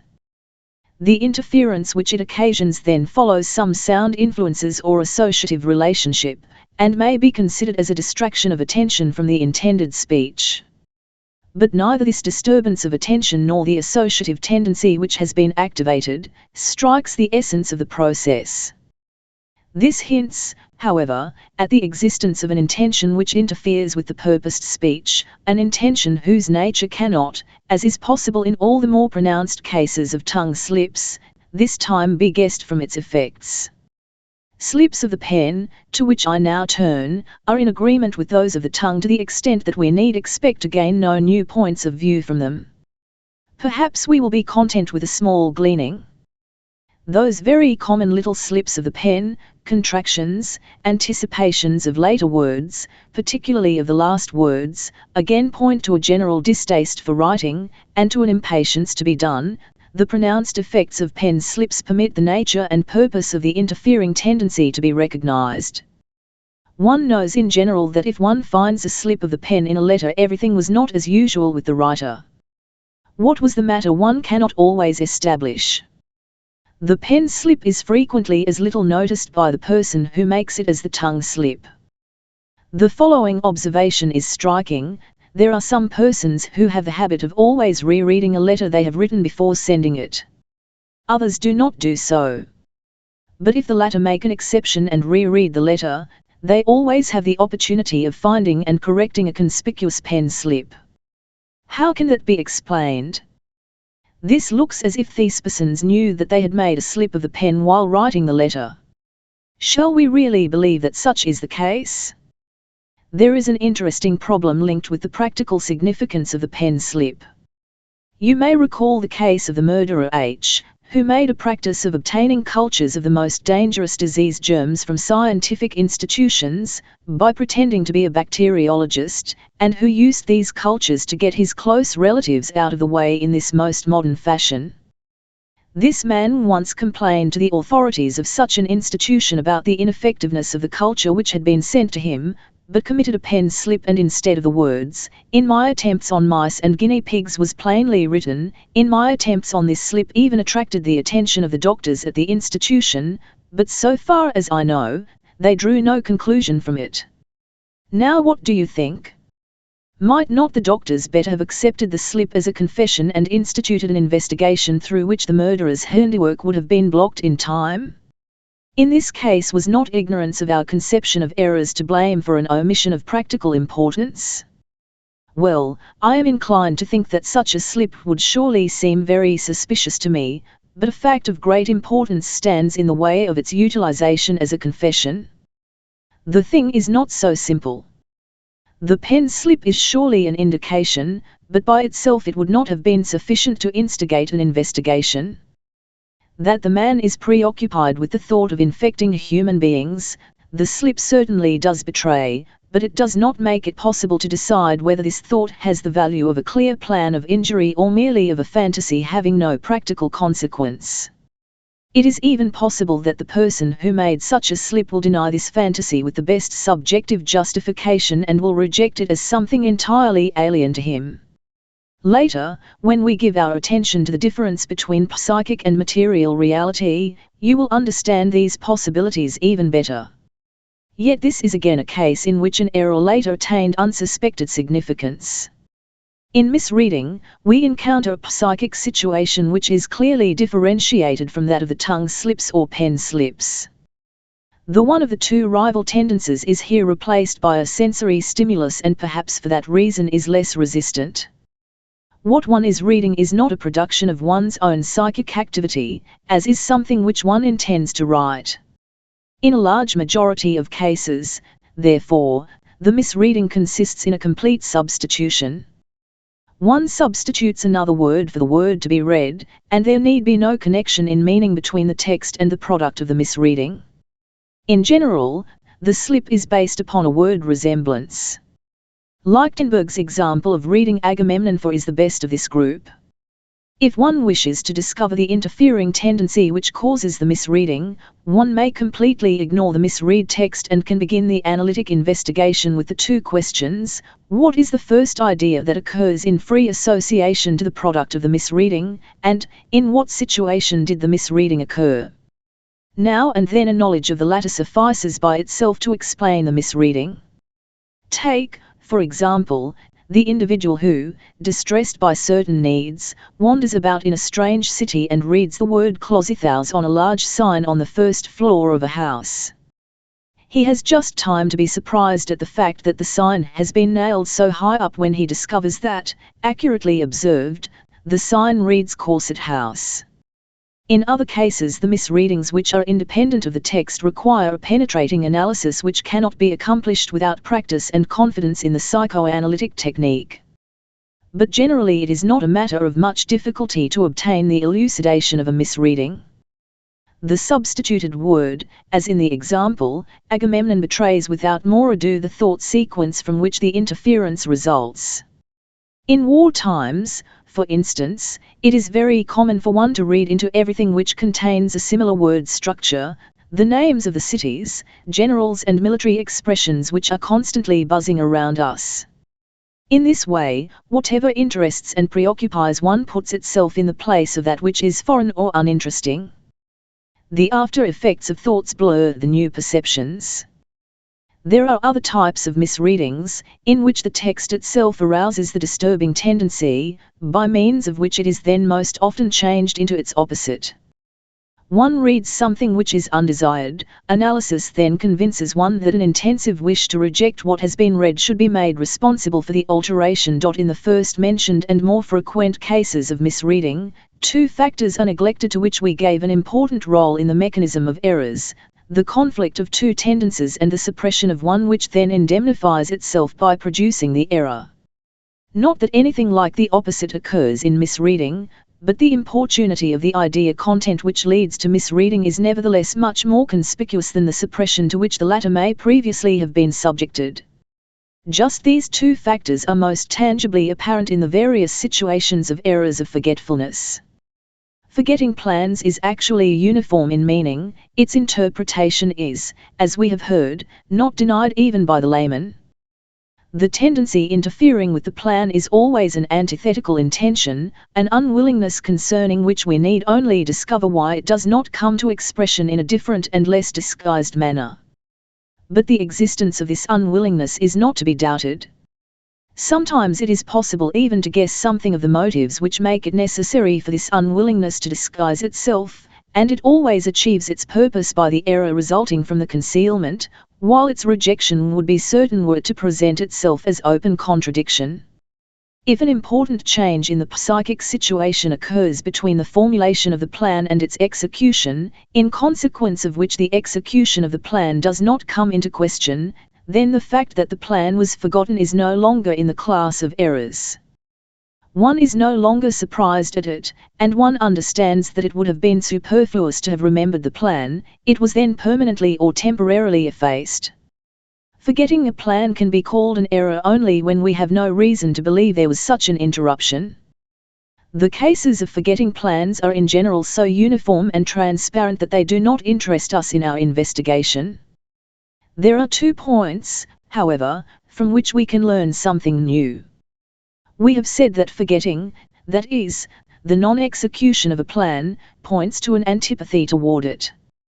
This certainly holds, but, according to the results of our investigations, the antipathy may be of 2 sorts, direct and indirect. What is meant by the latter can best be explained by 1 or 2 examples.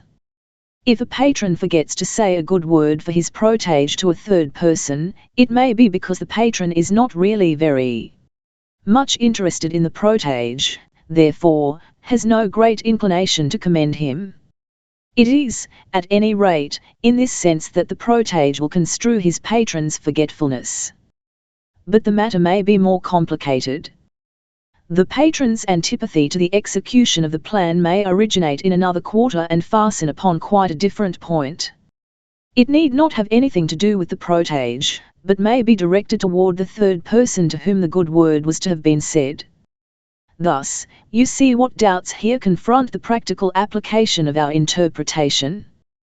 The protege, despite a correct interpretation of the forgetfulness, stands in danger of becoming too suspicious, and of doing his patron a grave injustice. Or, if an individual forgets a rendezvous which he has made, and which he had resolved to keep, the most frequent basis will certainly be the direct aversion to encountering this person. But analysis might here supply the information that the interfering intention was not directed against that person, but against the place in which they were to have met, and which was avoided because of a painful memory associated with it. Or, if one forgets to mail a letter, the counter-intention may be directed against the content of that letter, yet this does not in any way exclude the possibility that the letter is harmless in itself, and only subject to the counter-intention because something about it reminds the writer of another letter written previously, which, in fact, did afford a basis for the antipathy. One can say in such a case that the antipathy has here transferred itself from that former letter where it was justified to the present one in which it really has no meaning. Thus you see that one must always exercise restraint and caution in the application of interpretations, even though the interpretations are justified. That which is psychologically equivalent may nevertheless in practice be very ambiguous. Phenomena such as these will seem very unusual to you. Perhaps you are inclined to assume that the indirect antipathy is enough to characterize the incident as pathological. Yet I can assure you that it also occurs in a normal and healthy setting. I am in no way willing to admit the unreliability of our analytic interpretation.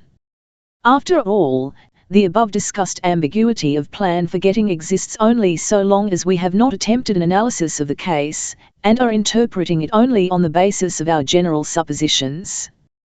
When we analyze the person in question, we discover with sufficient certainty in each case whether or not it is a direct antipathy, or what its origin is otherwise. A second point is the following: when we find in a large majority of cases that the forgetting of a plan goes back to an antipathy, we gain courage to extend this solution to another series of cases in which the analyzed person does not confirm, but denies, the antipathy which we inferred. Take as an example the exceedingly frequent incidents of forgetting to return books which one has borrowed, or forgetting to pay one's bills or debts.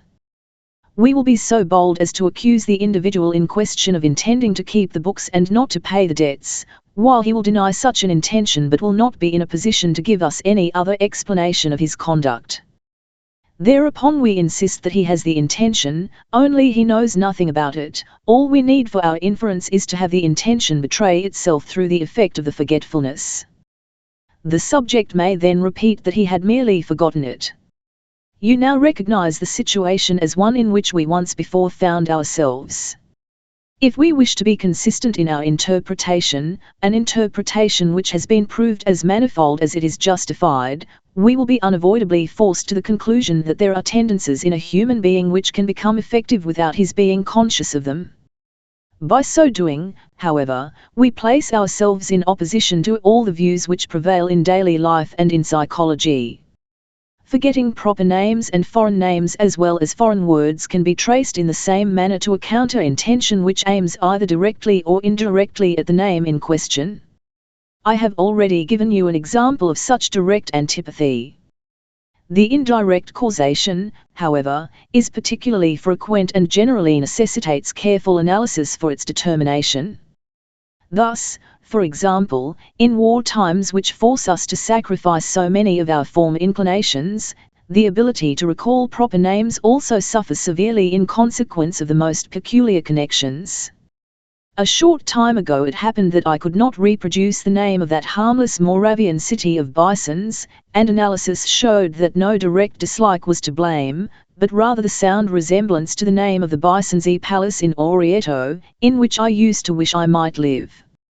As a motive for the antagonism to remembering the name, we here encounter for the first time a principle which will later disclose to us its whole tremendous significance in the causation of neurotic symptoms, viz., the aversion on the part of the memory to remembering anything which is connected with unpleasant experience and which would revive this unpleasantness by a reproduction. This intention of avoiding unpleasantness in recollections of other psychic acts, the psychic flight from unpleasantness, we may recognize as the ultimate effective motive not only for the forgetting of names, but also for many other errors, such as omissions of action, etc. Forgetting names does, however, seem to be especially facilitated psychophysiologically and therefore also occurs in cases in which the interference of an unpleasantness motive cannot be established. If anyone once has a tendency to forget names, you can establish by analytical investigation that he not only loses names because he himself does not like them, or because they remind him of something he does not like, but also because the same name in his mind belongs to another chain of associations, with which he has more intimate relations. The name is anchored there, as it were, and denied to the other associations activated at the moment. If you will recall the tricks of mnemonic technique, you will ascertain with some surprise that one forgets names in consequence of the same associations which one otherwise purposely forms in order to save them from being forgotten. The most conspicuous example of this is afforded by proper names of persons, which conceivably enough must have very different psychic values for different people. For example, take a first name, such as Theodore. To one of you it will mean nothing special, to another it means the name of his father, brother, friend, or his own name. Analytic experience will then show you that the first person is not in danger of forgetting that a certain stranger bears this name, while the latter will be constantly inclined to withhold from the stranger this name which seems reserved for intimate relationships. Let us now assume that this associative inhibition can come into contact with the operation of the unpleasantness principle, and in addition with an indirect mechanism, and you will be in a position to form a correct picture of the complexity of causation of this temporary name forgetting. An adequate analysis that does justice to the facts, however, will completely disclose these complications. Forgetting impressions and experiences shows the working of the tendency to keep unpleasantness from recollection much more clearly and conclusively than does the forgetting of names. It does not, of course, belong in its entirety to the category of errors, but only in so far as it seems to us conspicuous and unjustified, measured by the measuring stick of our accustomed conception. Thus, for example, where the forgetfulness strikes fresh or important impressions or impressions whose loss tears a hole in the otherwise well-remembered sequence. Why and how it is in general that we forget, particularly why and how we forget experiences which have surely left the deepest impressions, such as the incidents of our first years of childhood, is quite a different problem, in which the defense against unpleasant associations plays a certain role but is far from explaining everything. That unpleasant impressions are easily forgotten is an indubitable fact. Various psychologists have observed it, and the great Darwin was so struck by it that he made the golden rule for himself of writing down with particular care observations which seemed unfavorable to his theory, since he had convinced himself that they were just the ones which would not stick in his memory.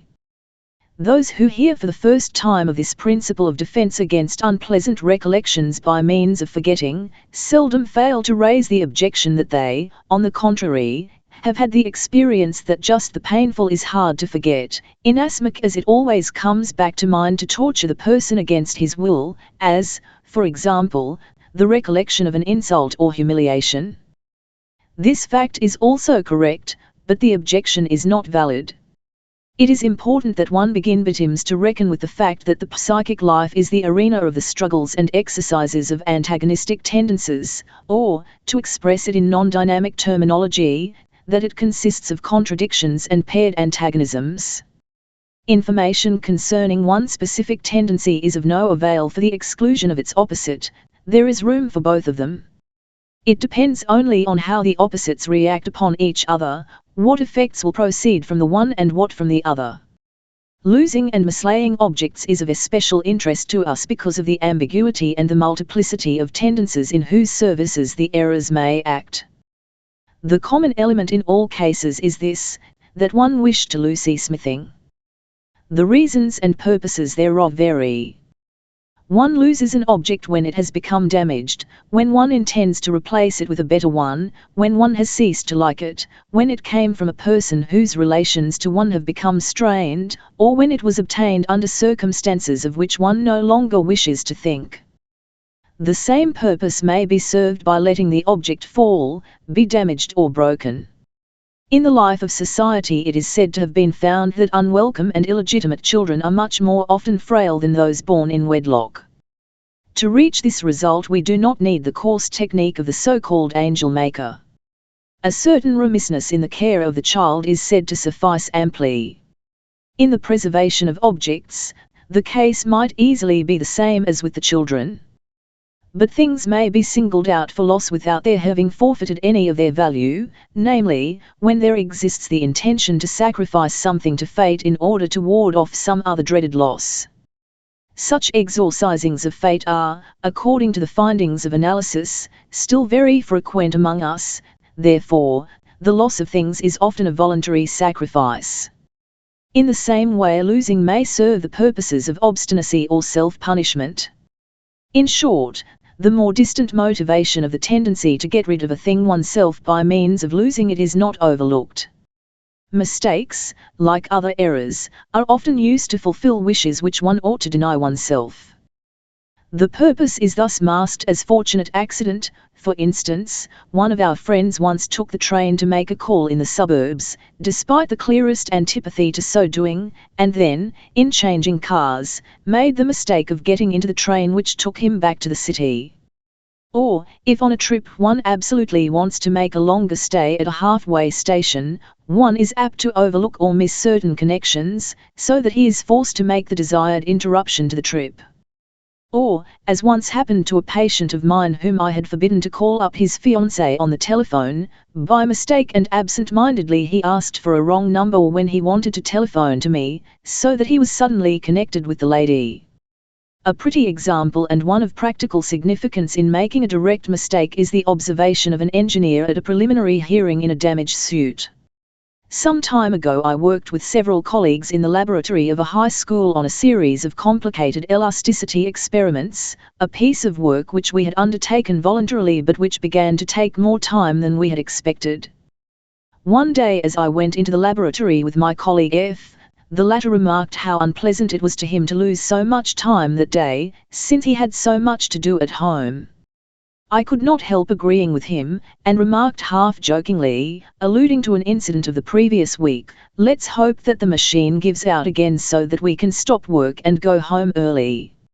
In the division of labor it happened that F was given the regulation of the valve of the press, that is to say, he was, by means of a cautious opening of the valve, to let the liquid pressure from the accumulator flow slowly into the cylinder of the hydraulic press. The man who was directing the job stood by the manometer, pressure gauge, and when the right pressure had been reached called out in a loud voice, "Stop." At this command F seized the valve and turned with all his might, to the left. All valves, without exception, close to the right dot.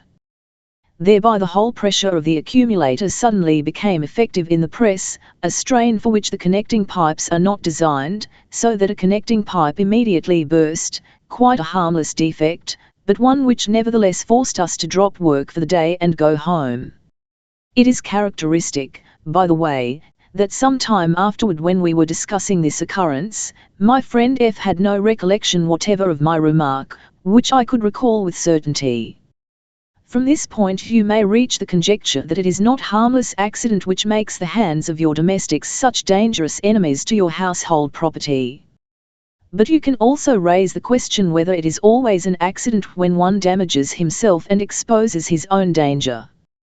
There are interests the value of which you will presently test by means of the analysis of observations. Ladies and gentlemen, this is far from being all that might be errors. There is indeed much left to investigate and to discuss. Person to be able to set about, but I am satisfied if, from our investigations to date, your previous views are somewhat shaken and if you have acquired a certain degree of liberality in the acceptance of new ones. For the rest, I must content myself with leaving you face to face with an unclear condition of affairs. We cannot prove all our axioms by the study of errors and, indeed, are by no means solely dependent on this material. The great value of errors for our purpose lies in the fact that they are very frequent phenomena that can easily be observed on oneself and the occurrence of which do not require a pathological condition. I should like to mention just one more of your unanswered questions before concluding. If, as we have seen in many examples, people come so close to understanding errors and so often act as though they penetrated their meaning, how is it possible that they can so generally consider them accidental, senseless and meaningless, and can so energetically oppose their psychoanalytic elucidation? You are right, that is conspicuous and demands an explanation. I shall not give this explanation to you, however, but shall guide you slowly to the connecting links from which the explanation will force itself upon you without any aid from me. Part. The Dream. Fifth lecture. The Dream. Difficulties and preliminary approach. Any day the discovery was made that the disease symptoms of certain nervous patients have a meaning. Thereupon the psychoanalytic method of therapy was founded. In this treatment it happened that the patients also presented dreams in place of their symptoms. Herewith originated the conjecture that these dreams also have a meaning. We will not, however, pursue this historical path, but enter upon the opposite one. We wish to discover the meaning of dreams as preparation for the study of the neuroses. This inversion is justified, for the study of dreams is not only the best preparation for that of the neuroses, but the dream itself is also a neurotic symptom, and in fact one which possesses for us the incalculable advantage of occurring in all normals. Indeed, if all human beings were well and would dream, we could gain from their dreams almost all the insight to which the study of the neuroses has led. Thus it is that the dream becomes the object of psychoanalytic research, again an ordinary, little considered phenomenon, apparently of no practical value, like the errors with which, indeed, it shares the character of occurring in normals. But otherwise the conditions are rather less favorable for our work. Errors had been neglected only by science, which had paid little attention to them, but at least it was no disgrace to occupy one's self with them. People said there are indeed more important things, but perhaps something may come of it. Preoccupation with the dream, however, is not merely impractical and superfluous, but actually ignominious. It carries the odium of the unscientific, awakens the suspicion of a personal leaning towards mysticism. The idea of a physician busying himself with dreams when even in neuropathology and psychiatry there are matters so much more serious, tumors the size of apples which incapacitate the organ of psyche, hemorrhages, and chronic inflammations in which one can demonstrate changes in the tissues under the microscope. No, the dream is much too trifling an object, and unworthy of science. And besides, it is a condition which in itself defies all the requirements of exact research. In dream investigation one is not even sure of one's object. A delusion, for example, presents itself in clear and definite outlines. "I am the Emperor of China," says the patient aloud. But the dream? It generally cannot be related at all. If anyone relates a dream, has he any guarantee that he has told it correctly, and not changed it during the telling, or invented an addition which was forced by the indefiniteness of his recollection? Most dreams cannot be remembered at all, are forgotten except for small fragments. And upon the interpretation of such material shall a scientific psychology or method of treatment for patients be based? A certain excess in judgment may make us suspicious. The objections to the dream as an object of research obviously go too far. The question of insignificance we have already had to deal with in discussing errors. We said to ourselves that important matters may manifest themselves through small signs. As concerns the indefiniteness of the dream, it is after all a characteristic like any other. One cannot prescribe the characteristics of an object. Moreover, there are clear and definite dreams. And there are other objects of psychiatric research which suffer from the same trait of indefiniteness, for example, many compulsion ideas, with which even respectable and esteemed psychiatrists have occupied themselves. I might recall the last case which occurred in my practice. The patient introduced himself to me with the words, "I have a certain feeling as though I had harmed or had wished to harm some living thing, a child, no, more probably a dog, perhaps pushed it off a bridge, or something else." We can overcome to some degree the difficulty of uncertain recollection in the dream if we determine that exactly what the dreamer tells us is to be taken as his dream, without regard to anything which he has forgotten or may have changed in recollection. And finally, one cannot make so general an assertion as that the dream is an unimportant thing. We know from our own experience that the mood in which one wakes up after a dream may continue throughout the whole day. Cases have been observed by physicians in which a psychosis begins with a dream and holds to a delusion which originated in it. It is related of historical personages that they drew their inspiration for important deeds from dreams. So we may ask whence comes the contempt of scientific circles for the dream? I think it is the reaction to their overestimation in former times. Reconstruction of the past is notoriously difficult, but this much we may assume with certainty, if you will permit me the jest, that our ancestors of 3,000 years ago and more, dreamed much in the way we do. As far as we know, all ancient peoples attached great importance to dreams and considered them of practical value. They drew omens for the future from dreams, sought premonitions in them. In those days, to the Greeks and all Orientals, a campaign without dream interpreters must have been as impossible as a campaign without an aviation scout today. When Alexander the Great undertook his campaign of conquests, the most famous dream interpreters were in attendance. The city of Tyrus, which was then still situated on an island, put up so fierce a resistance that Alexander considered the idea of raising the siege. Then he dreamed one night of a satyr dancing as if in triumph, and when he laid his dream before his interpreters he received the information that the victory over the city had been announced to him. He ordered the attack and took Tyrus. Among the Etruscans and the Romans other methods of discovering the future were in use, but the interpretation of dreams was practical and esteemed during the entire Hellenic Roman period. Of the literature dealing with the topic at least the chief work has been preserved to us, namely, the book of Artemidorus of Daldis, who is supposed to have lived during the lifetime of the Emperor Hadrian. How it happened subsequently that the art of dream interpretation was lost and the dream fell into discredit, I cannot tell you. Enlightenment cannot have had much part in it, for the Dark Ages faithfully preserved things far more absurd than the ancient dream interpretation. The fact is, the interest in dreams gradually deteriorated into superstition, and could assert itself only among the ignorant. The latest misuse of dream interpretation in our day still tries to discover in dreams the numbers which are going to be drawn in the small lottery. On the other hand, the exact science of today has repeatedly dealt with dreams, but always only with the purpose of applying its physiological theories to the dream.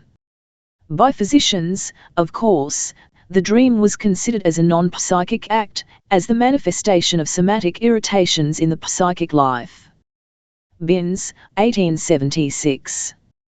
Pronounced the dream a bodily process, in all cases useless, in many actually pathological, above which the world soul and immortality are raised as high as the blue ether over the weed-grown sands of the lowest plain. Maury compared it with the irregular twitchings of St. Vitus' dance in contrast to the coordinated movements of the normal person. An old comparison makes the content of the dream analogous to the tones which the 10 fingers of a musically illiterate person would bring forth if they ran over the keys of the instrument. Interpretation means finding a hidden meaning. There can be no question of interpretation in such an estimation of the dream process. Look up the description of the dream in Wundt, Jodl and other newer philosophers. You will find an enumeration of the deviations of dream life from waking thought, in a sense disparaging to the dream. The description points out the disintegration of association, the suspension of the critical faculty, the elimination of all knowledge, and other signs of diminished activity. The only valuable contribution to the knowledge of the dream which we owe to exact science pertains to the influence of bodily stimuli, operative during sleep, on the content of the dream. There are 2 thick volumes of experimental researches on dreams by the recently deceased Norwegian author, J. Morley Vold, translated into German in 1910 and 1912, which deal almost solely with the consequences of changes in the position of the limbs. They are recommended as the prototype of exact dream research. Now can you imagine what exact science would say if it discovered that we wish to attempt to find the meaning of dreams? It may be it has already said it, but we will not allow ourselves to be frightened off. If errors can have a meaning, the dream can, too, and errors in many cases have a meaning which has escaped exact science. Let us confess to sharing the prejudice of the ancients and the common people, and let us follow in the footsteps of the ancient dream interpreters. First of all, we must orient ourselves in our task, and take a bird's-eye view of our field. What is a dream? It is difficult to say in one sentence. But we do not want to attempt any definition where a reference to the material with which everyone is familiar suffices. Yet we ought to select the essential element of the dream. How can that be found? There are such monstrous differences within the boundary which encloses our province, differences in every direction. The essential thing will very probably be that which we can show to be common to all dreams. Well, the first thing which is common to all dreams is that we are asleep during their occurrence. The dream is apparently the psychic life during sleep, which has certain resemblances to that of the waking condition, and on the other hand is distinguished from it by important differences. That was noted even in Aristotle's definition. Perhaps there are other connections obtaining between the dream and sleep. One can be awakened by a dream, one frequently has a dream when he wakes spontaneously or is forcibly awakened from sleep. The dream then seems to be an intermediate condition between sleeping and waking. Thus we are referred to the problem of sleep.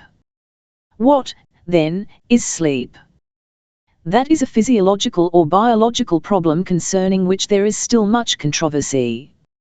We can form no decision on the point, but I think we may attempt a psychological characterization of sleep.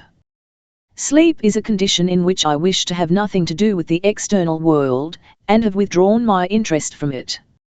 I put myself to sleep by withdrawing myself from the external world and by holding off its stimuli.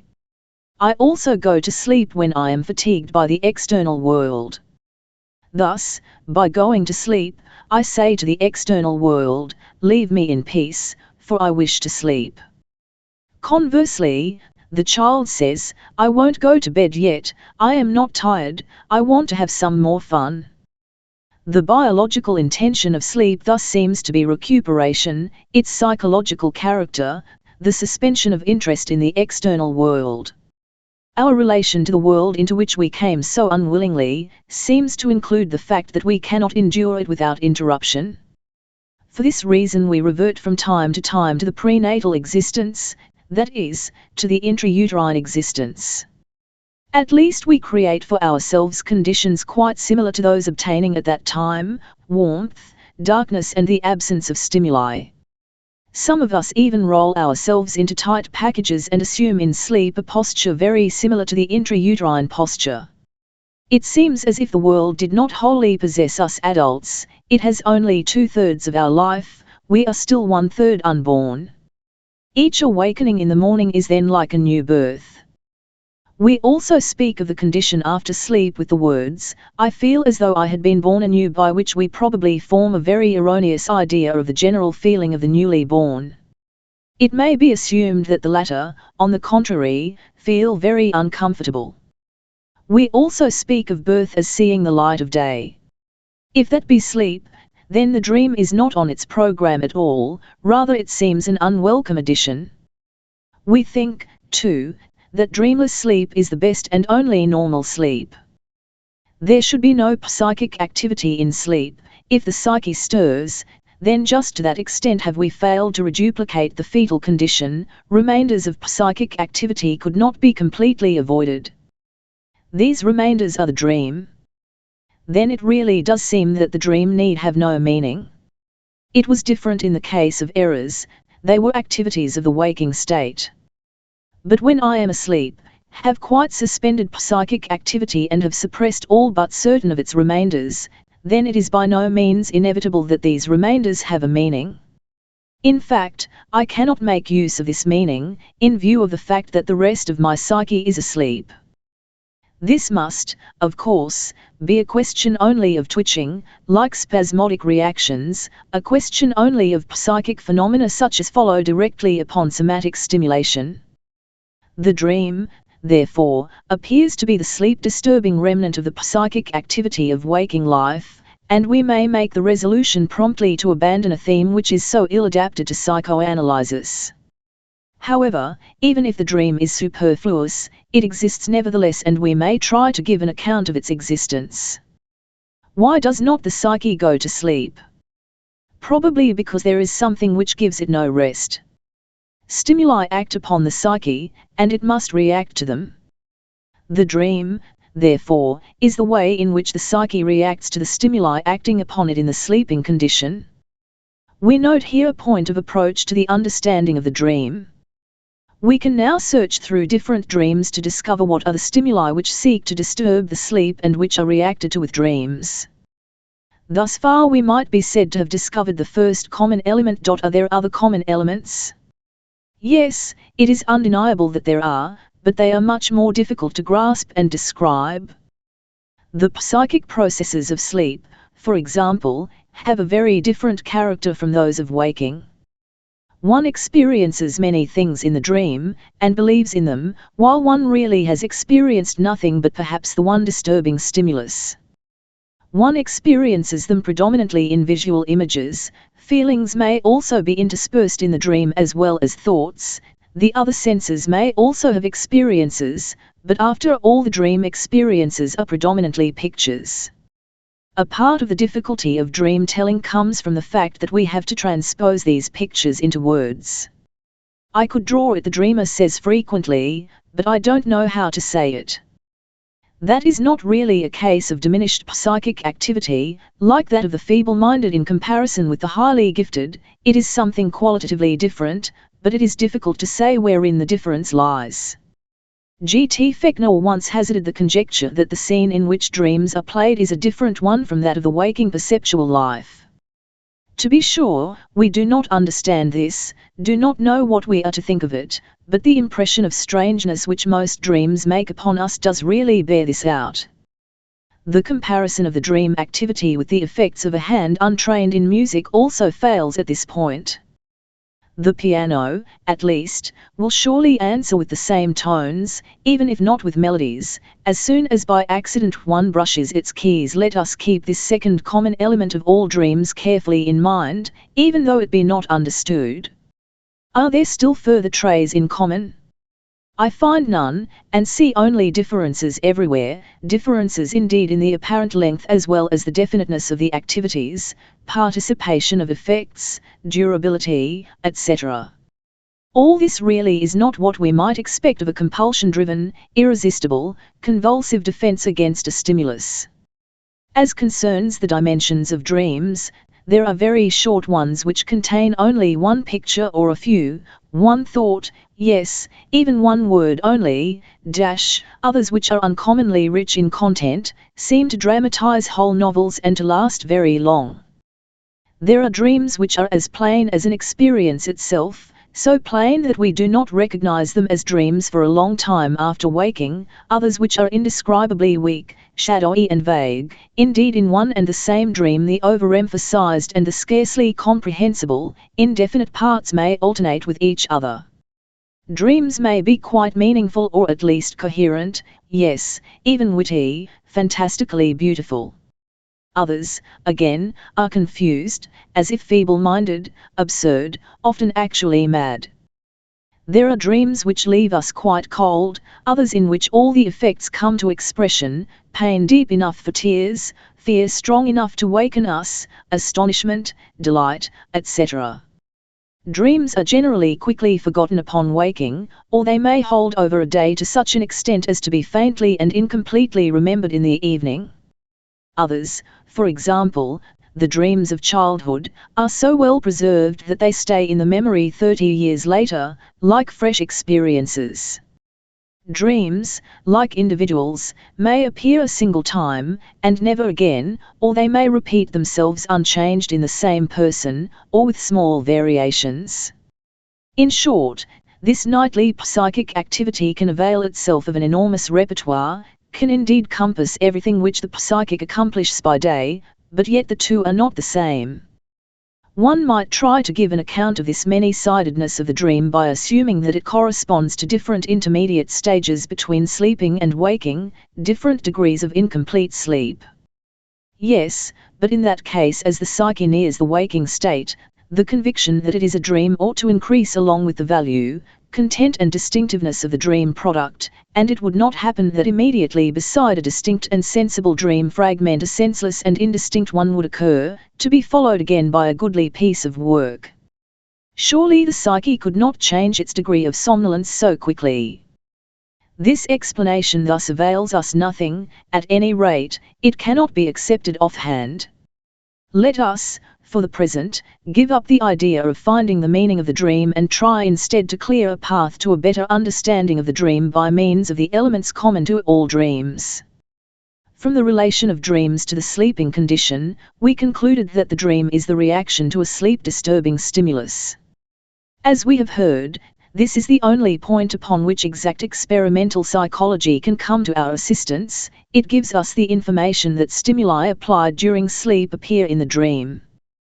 There have been many such investigations carried out, including that of the above mentioned Morley-Vold.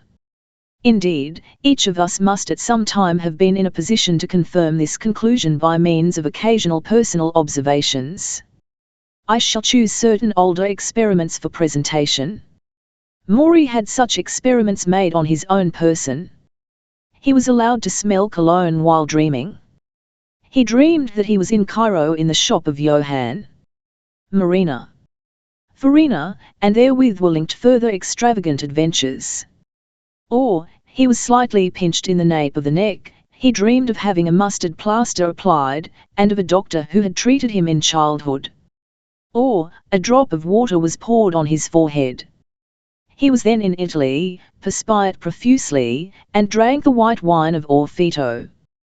What strikes us about these experimentally induced dreams we may perhaps be able to comprehend still more clearly in another series of stimulated dreams.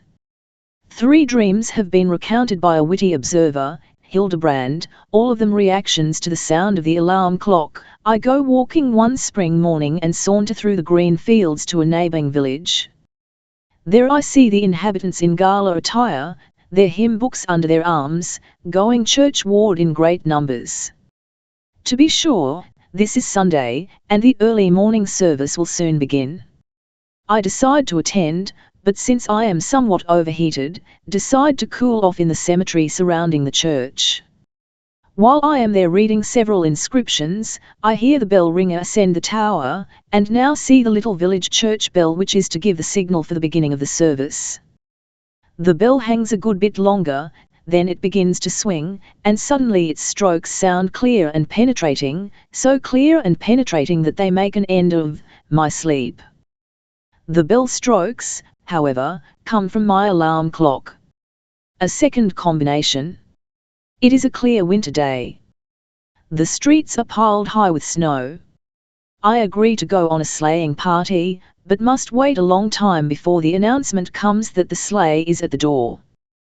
Then follow the preparations for getting in, the fur coat is put on, the foot-warmer dragged forth, and finally I am seated in my place. But the departure is still delayed until the reins give the waiting horses the tangible signal. Now they pull. The vigorously shaken bells begin their familiar janizary music so powerfully that instantly the spider web of the dream is torn. Again it is nothing but the shrill tone of the alarm clock. And still a third example. I see a kitchen maid walking along the corridor to the dining room with some dozens of plates piled high. The pillar of porcelain in her arms seems to me in danger of losing its balance. Take care, I warn her. The whole load will fall to the ground. Naturally, the inevitable retort follows, one is used to that, etc., and I still continue to follow the passing figure with apprehensive glances. Sure enough, at the threshold she stumbles, the brittle dishes fall and rattle and crash over the floor in 1,000 pieces. But the endless racket is not, as I soon notice, a real rattling, but really a ringing, and with this ringing, as the awakened subject now realizes, the alarm has performed its duty. These dreams are very pretty, quite meaningful, not at all incoherent, as dreams usually are. We will not object to them on that score. That which is common to them all is that the situation terminates each time in a noise, which one recognizes upon waking up as the sound of the alarm. Thus we see here how a dream originates, but also discover something else. The dream does not recognize the alarm, indeed the alarm does not appear in the dream replaces the alarm sound with another, it interprets the stimulus which interrupts the sleep, but interprets it each time in a different way. Why? There is no answer to this question, it seems to be something arbitrary.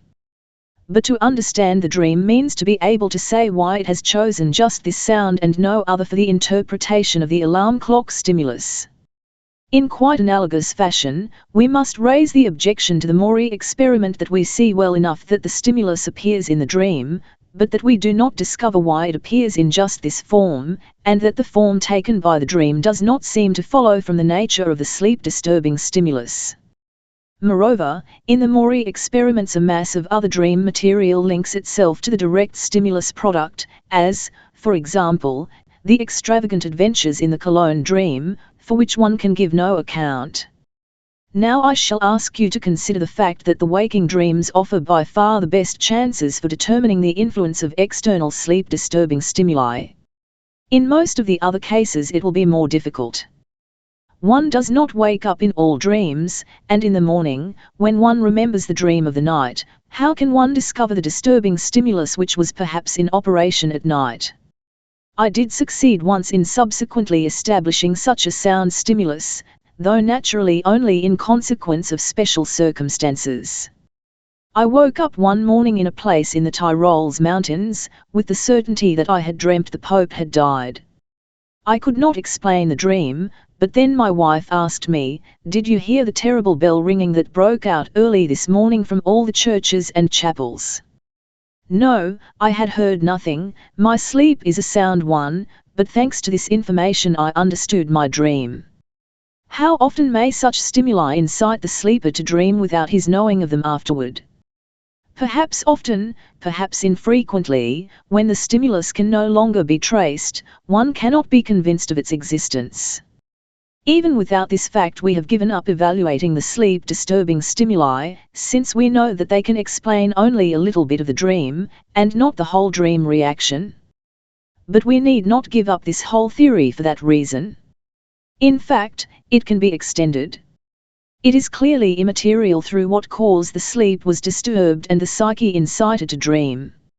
If the sensory stimulus is not always externally induced, it may be instead a stimulus proceeding from the internal organs, a so-called somatic stimulus.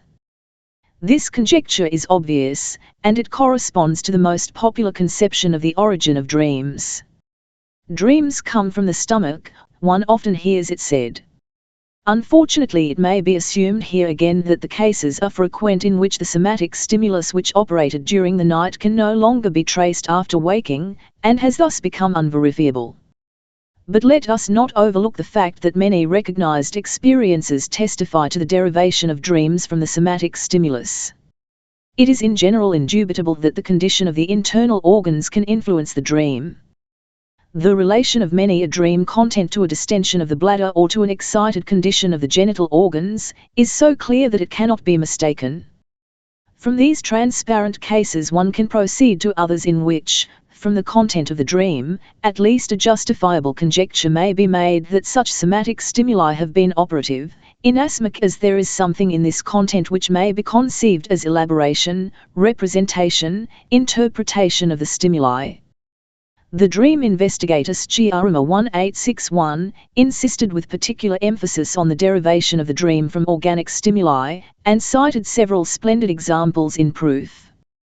For example, in a dream he sees two rows of beautiful boys with blonde hair and delicate complexions stand opposite each other in preparation for a fight, fall upon each other, seize each other, take up the old position again, and repeat the whole performance. Here the interpretation of these rows of boys as teeth is plausible in itself, and it seems to become convincing when after this scene the dreamer pulls a long tooth out of his jaws.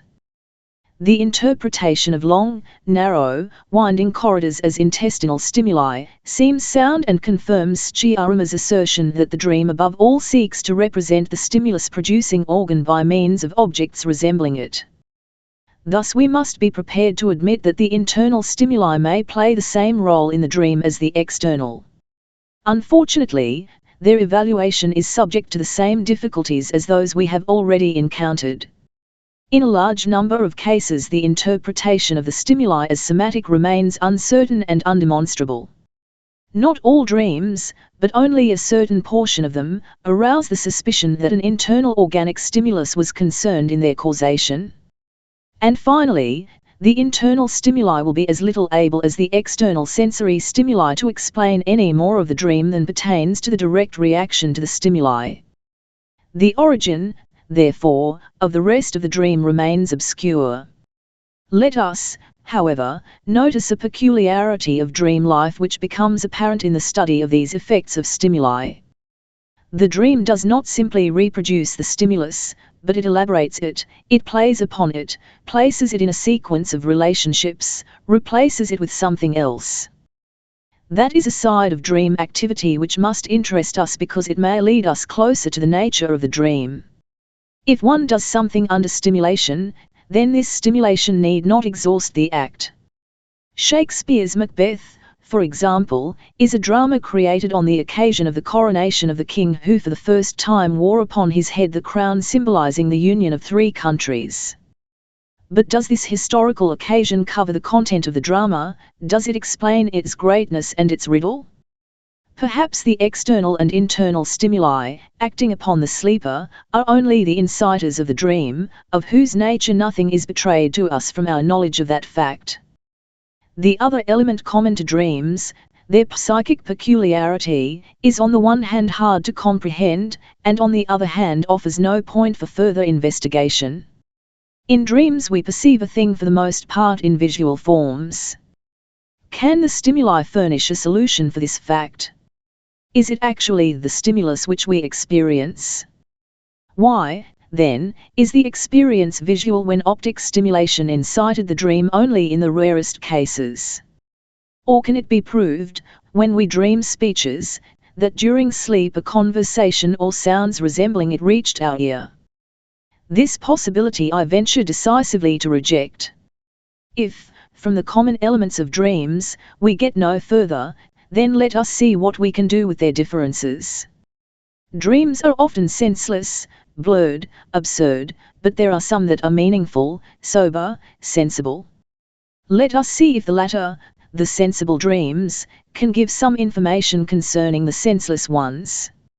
I will give you the most recent sensible dream which was told me, the dream of a young man. I was promenading in Cartner Street, met Mr. X there, whom I accompanied for a bit, and then I went to a restaurant. 2 ladies and a gentleman seated themselves at my table. I was annoyed at this at first, and would not look at them. Then I did look, and found that they were quite pretty. The dreamer adds that the evening before the dream he had really been in Cartner Street, which is his usual route, and that he had met Mr. X there. The other portion of the dream is no direct reminiscence, but bears a certain resemblance to a previous experience. Or another meaningful dream, that of a lady. Her husband asks, "Doesn't the piano need tuning?" She, "It is not worthwhile, it has to be newly lined." This dream reproduces without much alteration a conversation which took place the day before between herself and her husband. What can we learn from these 2 sober dreams? Nothing but that you find them to be reproductions of daily life or ideas connected therewith. This would at least be something if it could be stated of all dreams. There is no question, however, that this applies to only a minority of dreams. In most dreams there is no sign of any connection with the previous day, and no light is thereby cast on the senseless and absurd dream. We know only that we have struck a new problem. We wish to know not only what it is that the dream says, but when, as in our examples, the dream speaks plainly, we also wish to know why and wherefore this recent experience is repeated in the dream. I believe you are as tired as I am of continuing attempts like these. We see, after all, that the greatest interest in a problem is inadequate if one does not know a path which will lead to a solution. Up to this point we have not found this path. Experimental psychology gave us nothing but a few very valuable pieces of information concerning the meaning of stimuli as dream inciters. We need expect nothing from philosophy except that lately it has taken haughtily to pointing out to us the intellectual inferiority of our object. Let us not apply to the occult sciences for help. History and popular tradition tell us that the dream is meaningful and significant, it sees into the future. Yet that is hard to accept and surely not demonstrable. Thus our first efforts end in entire helplessness. Unexpectedly we get a hint from a quarter toward which we have not yet looked. Colloquial usage, which after all is not an accidental thing but the remnant of ancient knowledge, though it should not be made use of without caution, our speech, that is to say, recognizes something which curiously enough it calls daydreaming. Daydreams are fantasies. They are very common phenomena, again observable in the normal as well as in the sick, and access to their study is open to everyone in his own person. The most conspicuous feature about these fantastic productions is that they have received the name daydreams, for they share neither of the 2 common elements of dreams. Their name contradicts the relation to the sleeping condition, and as regards the second common element, one does not experience or hallucinate anything, one only imagines it. One knows that it is a fantasy, that one is not seeing but thinking the thing. These daydreams appear in the period before puberty, often as early as the last years of childhood, continue into the years of maturity, are then either given up or retained through life. The content of these fantasies is dominated by very transparent motives. They are scenes and events in which the egoistic, ambitious and power-seeking desires of the individual find satisfaction. With young men the ambition fantasies generally prevail, in women, the erotic, since they have banked their ambition on success in love. But often enough the erotic desire appears in the background with men too. All the heroic deeds and incidents are after all meant only to win the admiration and favor of women. Otherwise these daydreams are very manifold and undergo changing fates. They are either, each in turn, abandoned after a short time and replaced by a new one, or they are retained, spun out into long stories, and adapted to changes in daily circumstances. They move with the time, so to speak, and receive from it a time mark which testifies to the influence of the new situation. They are the raw material of poetic production, for out of his daydreams the poet, with certain transformations, disguises and omissions, makes the situations which he puts into his novels, romances and dramas. The hero of the daydreams, however, is always the individual himself, either directly or by means of a transparent identification with another. Perhaps daydreams bear this name because of the similarity of their relation to reality, in order to indicate that their content is as little to be taken for real as that of dreams. Perhaps, however, this identity of names does nevertheless rest on a characteristic of the dream which is still unknown to us, perhaps even one of those characteristics which we are seeking. It is possible, on the other hand, that we are wrong in trying to read a meaning into this similarity of designation. Yet that can only be cleared up later. 6th lecture. The dream. Hypothesis and technique of interpretation. E must find a new path, a new method, in order to proceed with the investigation of the dream. I shall now make an obvious suggestion. Let us assume as a hypothesis for everything which follows, that the dream is not a somatic but a psychic phenomenon. You appreciate the significance of that statement, but what justification have we for making it? None, but that alone need not deter us from making it. The matter stands thus: if the dream is a somatic phenomenon, it does not concern us. It can be of interest to us only on the supposition that it is a psychic phenomenon. Let us therefore work upon that assumption in order to see what comes of it.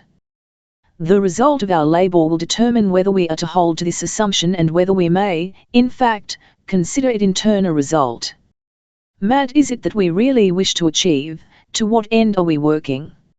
It is what one usually seeks to attain in the sciences, an understanding of phenomena, the creation of relationships between them, and ultimately, if possible, the extension of our control over them. Let us then proceed with the work on the assumption that the dream is a psychic phenomenon. This makes it an achievement and expression of the dreamer, but one that tells us nothing, one that we do not understand. What do you do when I make a statement you do not understand? You ask for an explanation, do you not? Why may we not do the same thing here, ask the dreamer to give us the meaning of his dream? If you will remember, we were in this same situation once before. It was when we were investigating errors, a case of a slip of the tongue. Someone said, "The Syndingsamvorschwin Carmen," whereupon we asked, no, luckily, not we, but others, persons in no way associated with psychoanalysis, these persons asked him what he meant by this unintelligible talk. He immediately answered that he had intended to say das Waren Schweinereien, but that he had suppressed this intention, in favor of theater, more gentle the Syndingsamvorschwin Carmen. I explained to you at the time that this inquiry was typical of every psychoanalytical investigation, and now you understand that psychoanalysis follows the technique, as far as possible, of having the subjects themselves discover the solutions of their riddles. The dreamer himself, then, is to tell us the meaning of his dream. It is common knowledge, however, that this is not such an easy matter with dreams. In the case of slips, our method worked in a number of cases, but we encountered some where the subject did not wish to say anything, in fact, indignantly rejected the answer that we suggested.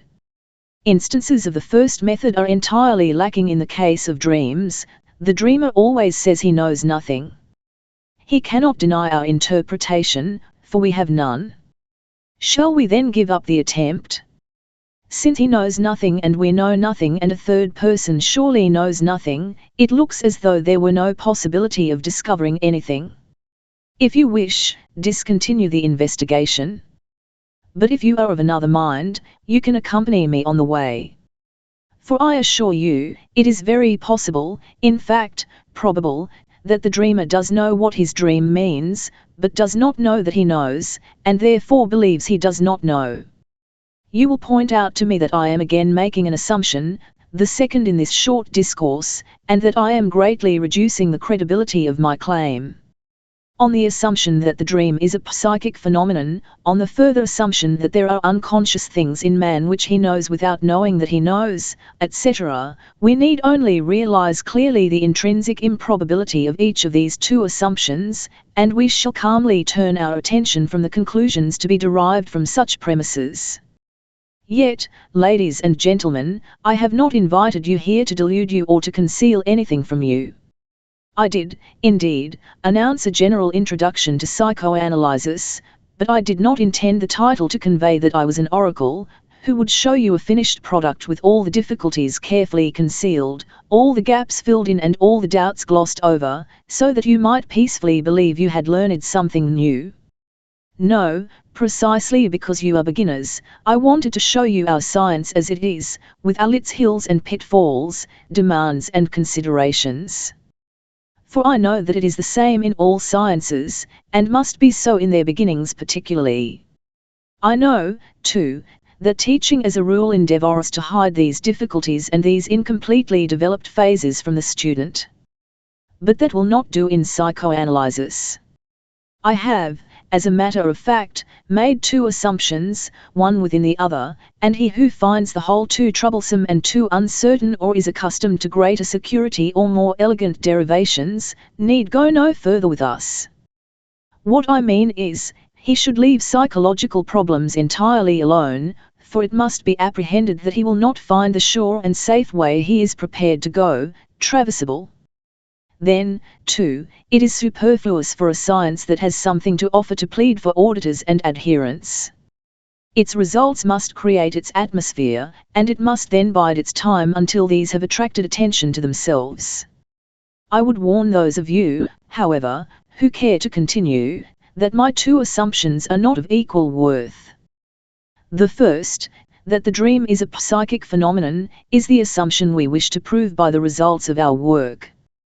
The other has already been proved in another field, and I take the liberty only of transferring it from that field to our problem. Where, in what field of observation shall we seek the proof that there is in man a knowledge of which he is not conscious, as we here wish to assume in the case of the dreamer?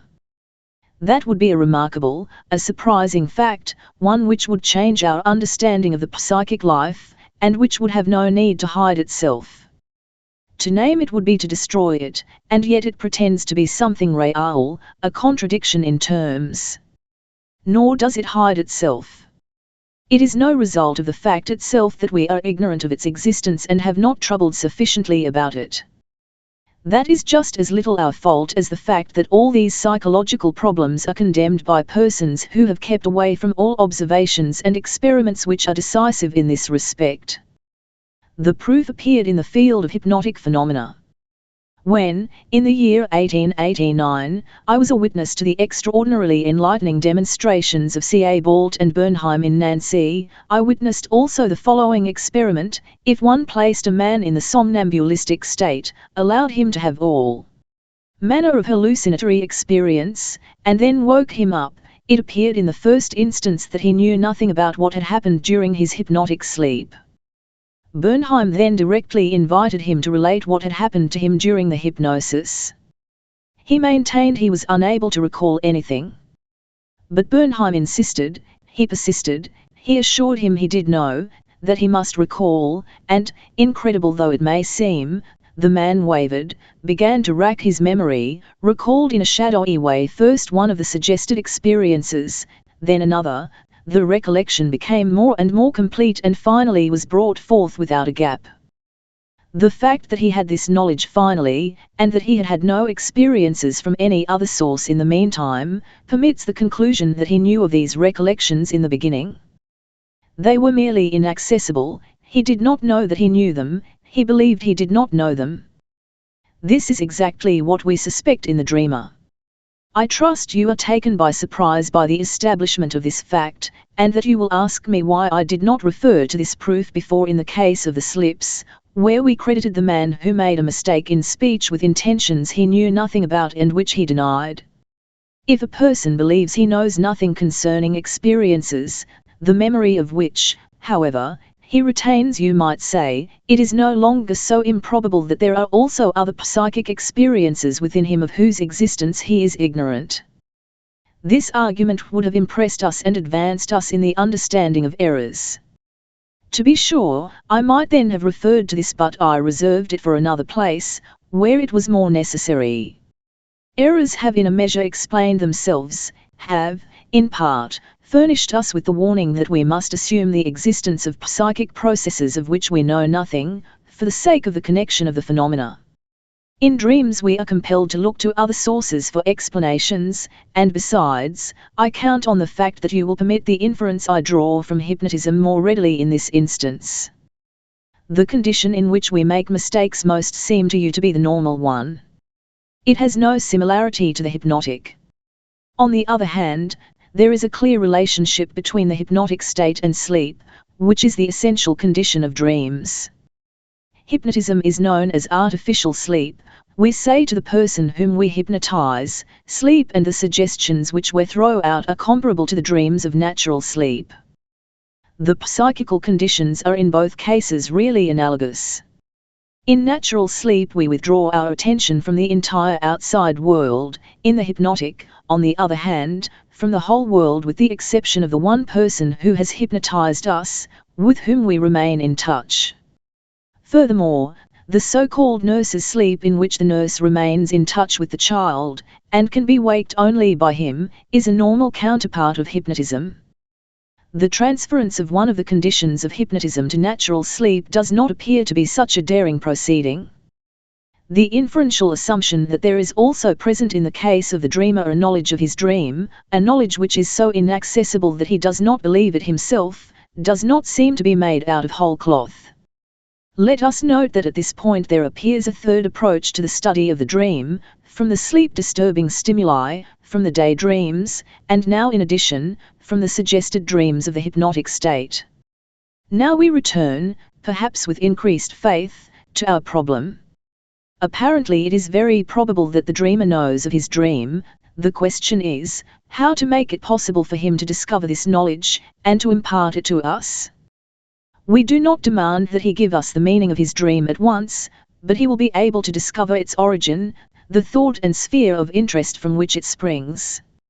In the case of the errors, you will remember, the man was asked how he happened to use the wrong word, Vorschwin, and his next idea gave us the explanation. Our dream technique is very simple, an imitation of this example. We again ask how the subject happened to have the dream, and his next statement is again to be taken as an explanation. We disregard the distinction whether the dreamer believes or does not believe he knows, and treat both cases in the same way. This technique is very simple indeed, but I am afraid it will arouse your sharpest opposition. You will say, a new assumption. The third, and the most improbable of all. If I ask the dreamer what he considers the explanation of his dream to be, his very next association is to be the desired explanation. But it may be he thinks of nothing at all, or his next thought may be anything at all. We cannot understand upon what we can base such anticipation. This really is putting too much faith in a situation where a slightly more critical attitude would be more suitable. Furthermore, a dream is not an isolated error, but consists of many elements. To which idea should we pin our faith? You are right in all the non-essentials. A dream must indeed be distinguished from a word slip, even in the number of its elements. The technique is compelled to consider this very carefully. Let me suggest that we separate the dream into its elements, and carry on the investigation of each element separately, then the analogy to the word slip is again set up.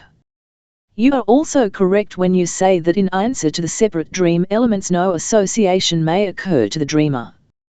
There are cases in which we accept this answer, and later you will hear what those cases are. They are, oddly enough, cases in which we ourselves may have certain associations. But in general we shall contradict the dreamer when he maintains he has no associations. We shall insist that he must have some association, and we shall be justified. He will bring forth some association, any one, it makes no difference to us. He will be especially facile with certain information which might be designated as historical. He will say, that is something that happened yesterday, as in the two prosaic dreams with which we are acquainted, or, that reminds me of something that happened recently, and in this manner we shall notice that the act of associating the dreams with recent impressions is much more frequent than we had at first supposed. Finally, the dreamer will remember occurrences more remote from the dream, and ultimately even events in the far past. But in the essential matters you are mistaken. If you believe that we assume arbitrarily that the dreamer's next association will disclose just what we are seeking, or must lead to it, that on the contrary the association is just as likely to be entirely inconsequential, and without any connection with what we are seeking, and that it is an example of my unbounded optimism to expect anything else, then you are greatly mistaken. I have already taken the liberty of pointing out that in each one of you there is a deep-rooted belief in psychic freedom and volition, a belief which is absolutely unscientific, and which must capitulate before the claims of a determinism that controls even the psychic life. I beg of you to accept it as a fact that only this one association will occur to the person questioned. But I do not put one belief in opposition to another. It can be proved that the association, which the subject produces, is not voluntary, is not indeterminable, not unconnected with what we seek. Indeed, I discovered long ago, without, however, laying too much stress on the discovery, that even experimental psychology has brought forth this evidence. I ask you to give your particular attention to the significance of this subject. If I invite a person to tell me what occurs to him in relation to some certain element of his dream, I am asking him to abandon himself to free association, controlled by a given premise. This demands a special delimitation of the attention, quite different from cogitation, in fact, exclusive of cogitation. Many persons put themselves into such a state easily, others show an extraordinarily high degree of clumsiness. There is a higher level of free association again, where I omit this original premise and designate only the manner of the association, for example, rule that the subject freely give a proper name or a number. Such an association would be more voluntary, more indeterminable, than the one called forth by our technique. But it can be shown that it is strongly determined each time by an important inner mental set which, at the moment at which it is active, is unknown to us, just as unknown as the disturbing tendencies in the case of errors and the provocative tendencies in the case of accidental occurrences. I, and many others after me, have again and again instigated such investigations for names and numbers which occur to the subject without any restraint, and have published some results. The method is the following: proceeding from the disclosed names, we awaken continuous associations which then are no longer entirely free, but rather are limited as are the associations to the dream elements, and this is true until the impulse is exhausted. By that time, however, the motivation and significance of the free name associations is explained. The investigations always yield the same results. The information often covers a wealth of material and necessitates lengthy elaboration. The associations to freely appearing numbers are perhaps the most significant. They follow one another so quickly and approach a hidden goal with such inconceivable certainty, that it is really startling. I want to give you an example of such a name analysis, one that, happily, involves very little material. In the course of my treatment of a young man, I referred to this subject and mentioned the fact that despite the apparent volition it is impossible to have a name occur which does not appear to be limited by the immediate conditions, the peculiarities of the subject, and the momentary situation.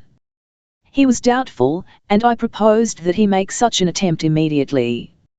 I know he has especially numerous relations of every sort with women and girls, and so am of the opinion that he will have an unusually wide choice if he happens to think of a woman's name.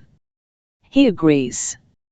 To my astonishment, and perhaps even more to his, no avalanche of women's names descends upon my head, but he is silent for a time, and then admits that a single name has occurred to him, and no other, albino. How extraordinary, but what associations have you with this name? How many albinos do you know? Strangely enough, he knew no albinos, and there were no further associations with the name. One might conclude the analysis had proved a failure, but no, it was already complete, no further association was necessary. The man himself had unusually light coloring. In our talks during the cure I had frequently called him an albino in fun. We were at the time occupied in determining the feminine characteristics of his nature. He himself was the albino, who at that moment was to him the most interesting feminine person. In like manner, melodies, which come for no reason, show themselves conditioned by and associated with a train of thought which has a right to occupy one, yet of whose activity one is unconscious. It is easily demonstrable that the attraction to the melody is associated with the text, or its origin. But I must take the precaution not to include in this assertion really musical people, with whom, as it happens, I have had no experience. In their cases the musical meaning of the melody may have occasioned its occurrence. More often the first reason holds. I know of a young man who for a time was actually haunted by the really charming melody of the Song of Paris, from the beautiful Helen, until the analysis brought to his attention the fact that at that time his interest was divided between an Ida and a Helen. If then the entirely unrestrained associations are conditioned in such a manner and are arranged in a distinct order, we are justified in concluding that associations with a single condition, that of an original premise, or starting point, may be conditioned to no less degree. The investigation does in fact show that aside from the conditioning which we have established by the premise, a second farther dependence is recognizable upon powerful affective thoughts, upon cycles of interest and complexes of whose influence we are ignorant, therefore unconscious at the time. Associations of this character have been the subject matter of very enlightening experimental investigations, which have played a noteworthy role in the history of psychoanalysis. The Wundt school proposed the so-called association experiment, wherein the subject is given the task of answering in the quickest possible time, with any desired reaction, to a given stimulus word. It is then possible to study the interval of time that elapses between the stimulus and the reaction, the nature of the answer given as reaction, the possible mistake in a subsequent repetition of the same attempt, and similar matters. The Zurich school under the leadership of Bleuler and Jung, gave the explanation of the reactions following the association experiment, by asking the subject to explain a given reaction by means of further associations, in the cases where there was anything extraordinary in the reaction. It then became apparent that these extraordinary reactions were most sharply determined by the complexes of the subject. In this matter Bleuler and Jung built the first bridge from experimental psychology to psychoanalysis. Thus instructed, you will be able to say, we recognize now that free associations are predetermined, not voluntary, as we had believed. We admit this also as regards the associations connected with the elements of the dream, but that is not what we are concerned with. You maintain that the associations to the dream element are determined by the unknown psychic background of this very element. We do not think that this is a proven fact. We expect, to be sure, that the association to the dream element will clearly show itself through one of the complexes of the dreamer, but what good is that to us? That does not lead us to understand the dream, but rather, as in the case of the association experiment, to a knowledge of the so-called complexes. What have these to do with the dream? You are right, but you overlook one point, in fact, the very point because of which I did not choose the association experiment as the starting point for this exposition. In this experiment the one determinant of the reaction, viz., the stimulus word, is voluntarily chosen.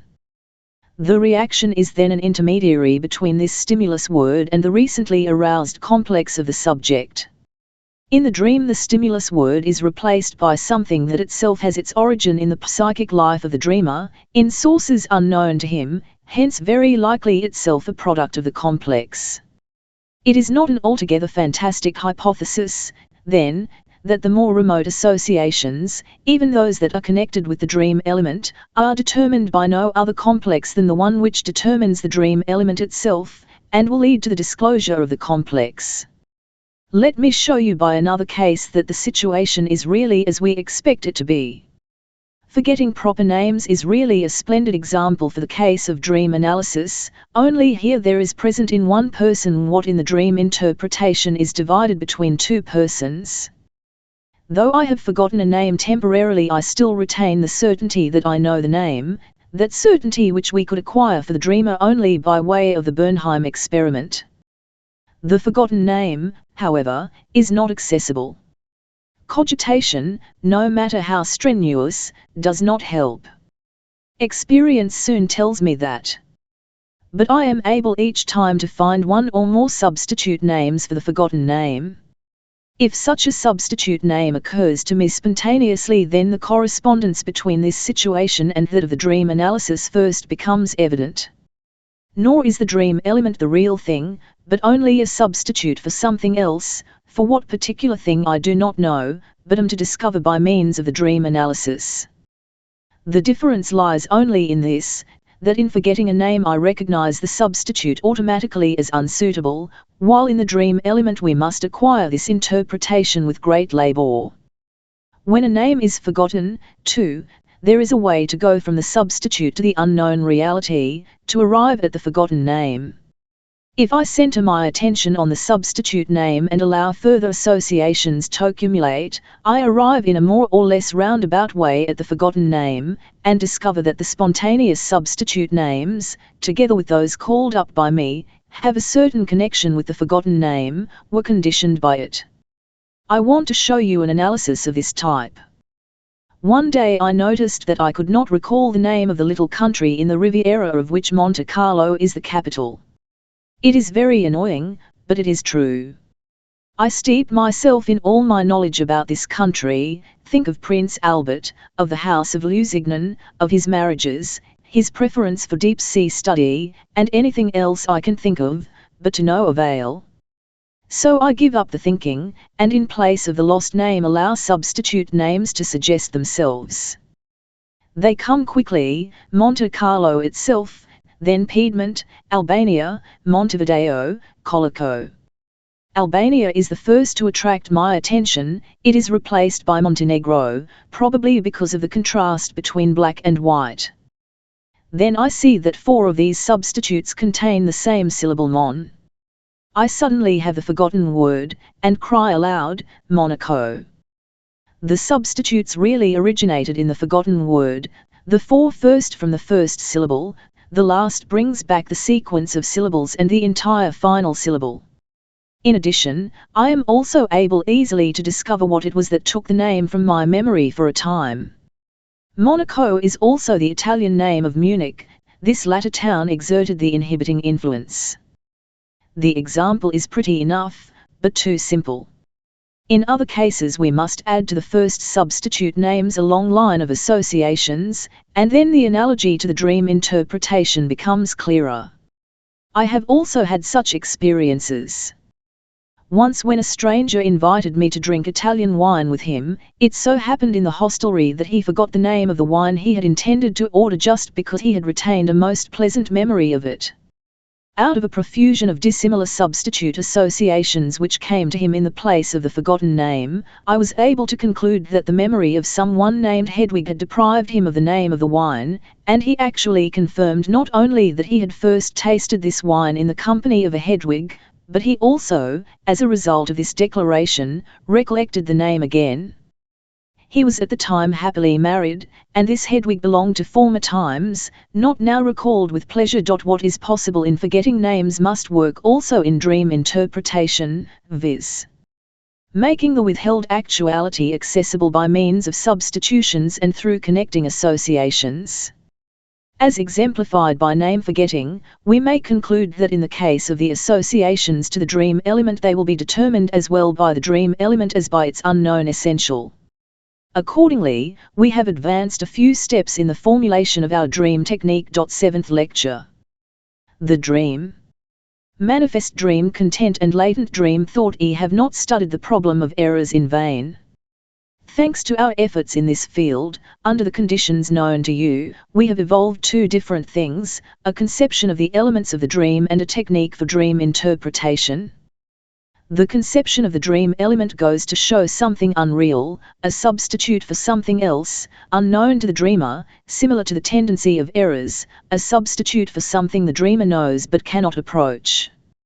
We hope to transfer the same conception to the whole dream, which consists of just such elements. Our method consists of calling up, by means of free associations, other substitute formations in addition to these elements, from which we divine what is hidden. Let me ask you to permit a slight change in our nomenclature which will greatly increase the flexibility of our vocabulary. Instead of hidden, unapproachable, unreal, let us give a truer description and say inaccessible or unknown to the consciousness of the dreamer. By this we mean only what the connection with the lost word or with the interfering intention of the error can suggest to you, namely, unconscious for the time being.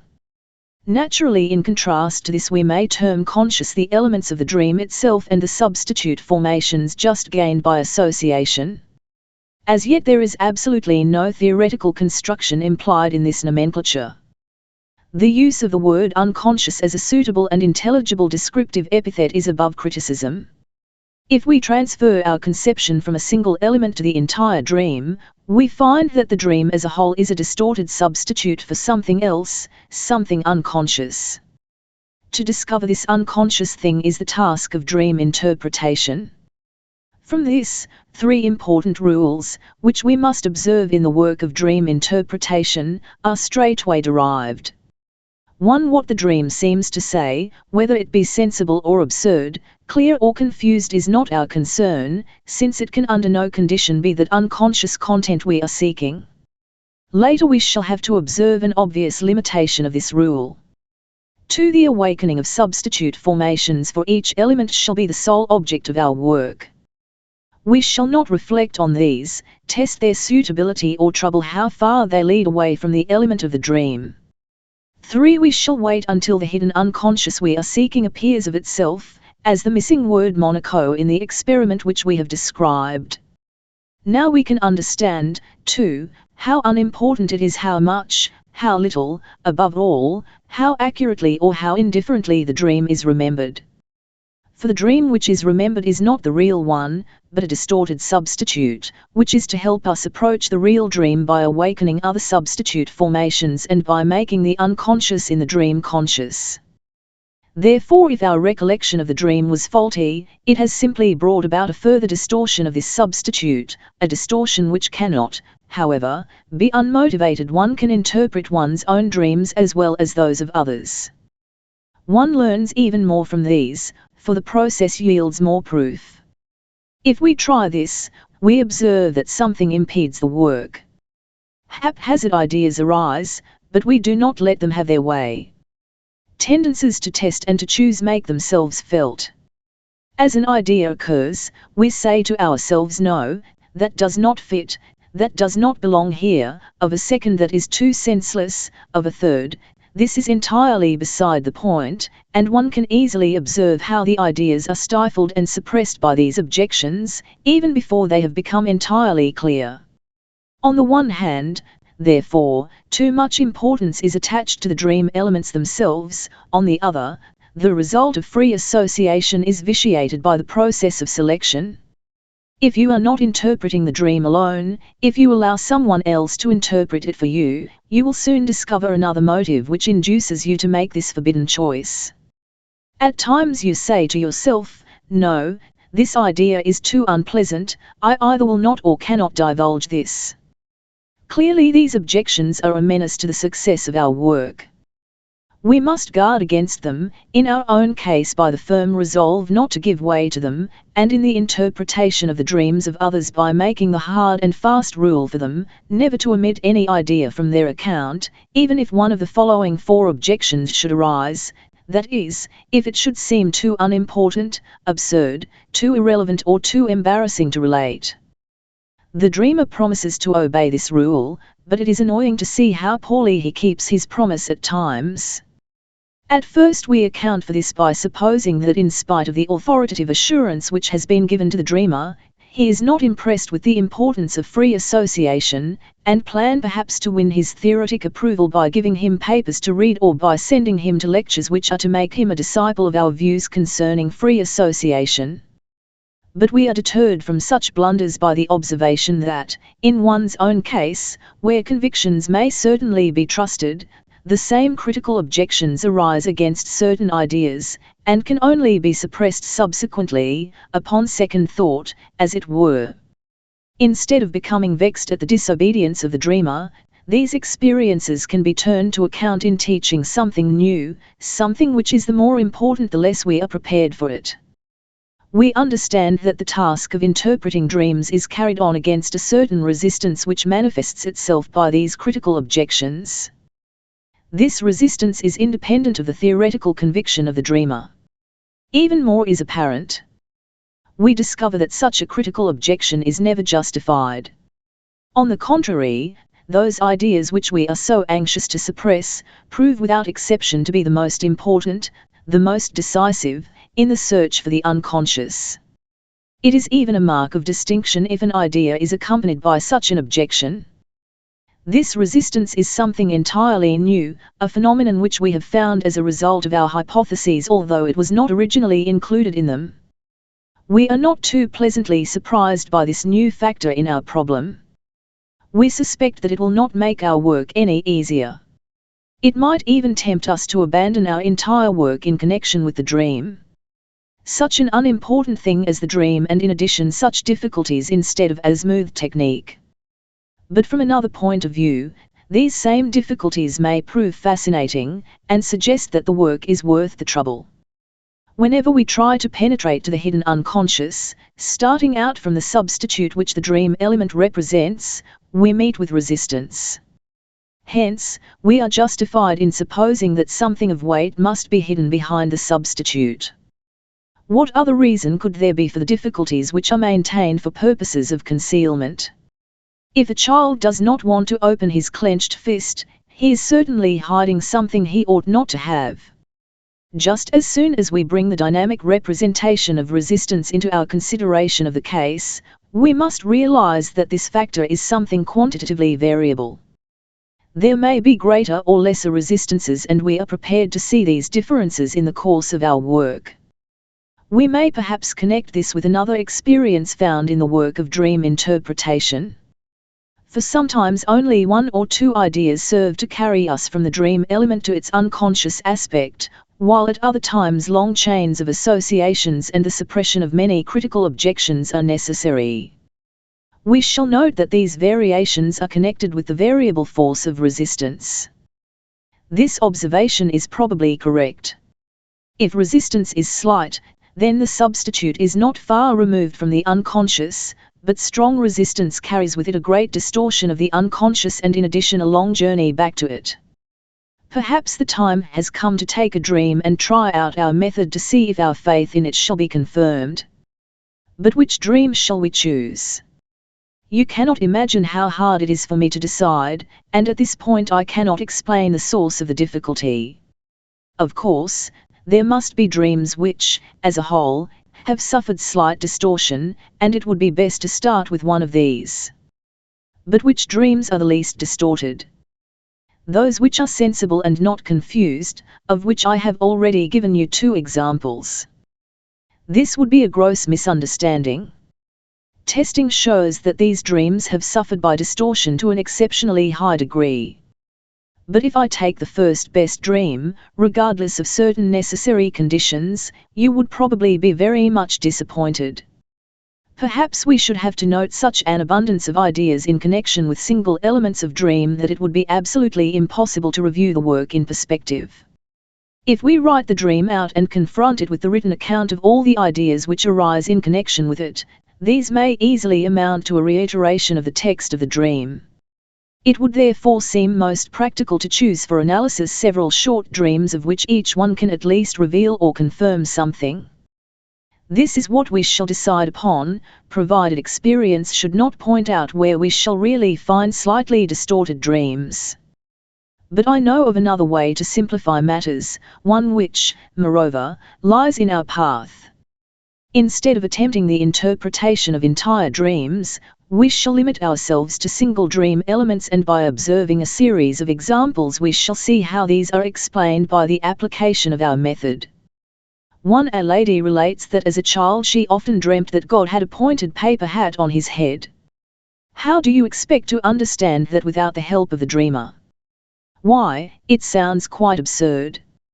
It is no longer absurd when the lady testifies that as a child she was frequently made to wear such a hat at the table, because she could not help stealing glances at the plates of her brothers and sisters to see if one of them had gotten more than she. The hat was therefore supposed to act as a sort of blinder. This explanation was moreover historic, and given without the least difficulty. The meaning of this fragment and of the whole brief dream is clear with the help of a further idea of the dreamer.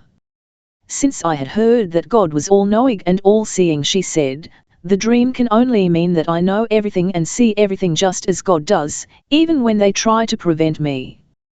This example is perhaps too simple. A skeptical patient has a longer dream, in which certain people happen to tell her about my book concerning laughter and praise it highly. Then something is mentioned about a certain canal, perhaps another book in which canal occurs, or something else with the word canal. She doesn't know, it is all confused. Now you will be inclined to think that the element canal will evade interpretation because it is so vague. You are right as to the supposed difficulty, but it is not difficult because it is vague, but rather it is vague for a different reason, the same reason which also makes the interpretation difficult. The dreamer can think of nothing concerning the word canal, I naturally can think of nothing. A little while later, as a matter of fact on the next day, she tells me that something occurred to her that may perhaps be related to it, a joke that she has heard. On a ship between Dover and Calais a well-known author is conversing with an Englishman, who quoted the following proverb in a certain connection, do sublime or ridicule, il n'y question un. The author answers, OUI, La Paz de Calais, 25, with which he wishes to say that he finds France sublime and England ridiculous. But the Paz de Calais is really a canal, namely, the English Channel. Do I think that this idea has anything to do with the dream? Certainly, I believe that it really gives the solution to the puzzling dream fragments. Or can you doubt that this joke was already present in the dream, as the unconscious factor of the element, canal? Can you take it for granted that it was subsequently added to it? The idea testifies to the skepticism which is concealed behind her obtrusive admiration, and the resistance is probably the common reason for both phenomena, for the fact that the idea came so hesitatingly and that the decisive element of the dream turned out to be so vague. Kindly observe at this point the relation of the dream element to its unconscious factor. It is like a small part of the unconscious, like an allusion to it. Through its isolation it became quite unintelligible. A patient dreams, in the course of a longer dream, around a table of peculiar shape several members of his family are sitting, etc. In connection with this table, it occurs to him that he saw such a piece of furniture during a visit to a certain family. Then his thoughts continue, in this family a peculiar relation had existed between father and son, and soon he adds to this that as a matter of fact the same relation exists between himself and his father. The table is therefore taken up into the dream to designate this parallel. This dreamer had for a long time been familiar with the claims of dream interpretation. Otherwise he might have taken exception to the fact that so trivial a detail as the shape of a table should be taken as the basis of the investigation. As a matter of fact we judge nothing in the dream as accidental or indifferent, and we expect to reach our conclusion by the explanation of just such trivial and unmotivated details. Perhaps you will be surprised that the dream work should arouse the thought we are in exactly the same position as they are just by the choice of the table. But even this becomes clear when you learn that the name of the family in question is Tischler. By permitting his own family to sit at such a table, he intends to express that they too are Tischler. Please note how, in relating such a dream interpretation, one must of necessity become indiscreet. Here you have arrived at one of the difficulties in the choice of examples that I indicated before. I could easily have substituted another example for this one, but would probably have avoided this indiscretion at the cost of committing another one in its place. The time has come to introduce two new terms, which we could have used long ago. We shall call that which the dream relates, the manifest content of the dream, that which is hidden, which we can only reach by the analysis of ideas, we shall call latent dream thoughts. We may now consider the connection between the manifest dream content and the latent dream thoughts as they are revealed in these examples. Many different connections can exist. In examples 1 and 2, the manifest content is also a constituent part of the latent thought, but only a very small part of it. A small piece of a great composite psychic structure in the unconscious dream thought has penetrated into the manifest dream, like a fragment of it, or in other cases, like an allusion to it, like a catchword or an abbreviation in the telegraphic code. The interpretation must mold this fragment, or indication, into a whole, as was done most successfully in example 2. One sort of distortion of which the dream mechanism consists is therefore substitution by means of a fragment or an allusion. In the third, moreover, we must recognize another relation which we shall see more clearly and distinctly expressed in the following examples. 4. The dreamer pulls a certain woman of his acquaintance from behind a bed. He finds the meaning of this dream element himself by his first association. It means, this woman has a pull with him. 5. Another man dreams that his brother is in a closet. The first association substitutes clothes press for closet, and the second gives the meaning, his brother is close pressed for money. 6. The dreamer climbs a mountain from the top of which he has an extraordinarily distant view.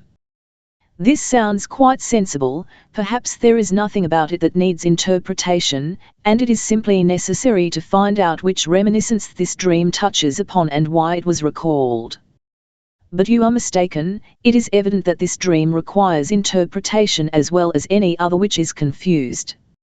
For no previous mountain climbing of his own occurs to the dreamer, but he remembers that an acquaintance of his is publishing a run scale which deals with our relation to the furthermost parts of the earth. The latent dream thought is therefore in this case an identification of the dreamer with the run scour. Here you find a new type of connection between the manifest content and the latent dream element. The former is not so much a distortion of the latter as a representation of it, a plastic concrete perversion that is based on the sound of the word. However, it is for this very reason again a distortion, for we have long ago forgotten from which concrete picture the word has arisen, and therefore do not recognize it by the image which is substituted for it. If you consider that the manifest dream consists most often of visual images, and less frequently of thoughts and words, you can imagine that a very particular significance in dream formation is attached to this sort of relation. You can also see that in this manner it becomes possible to create substitute formations for a great number of abstract thoughts in the manifest dream, substitutions that serve the purpose of further concealment all the same. This is the technique of our picture puzzle. What the origin is of the semblance of wit which accompanies such representations is a particular question which we need not touch upon at this time. A fourth type of relation between the manifest and the latent dream cannot be dealt with until its cue in the technique has been given. Even then I shall not have given you a complete enumeration, but it will be sufficient for our purpose. Have you the courage to venture upon the interpretation of an entire dream? Let us see if we are well enough equipped for this undertaking. Of course, I shall not choose one of the most obscure, but one nevertheless that shows in clear outline the general characteristics of a dream. A young woman who has been married for many years dreams, she is sitting in the theatre with her husband, one side of the orchestra is entirely unoccupied.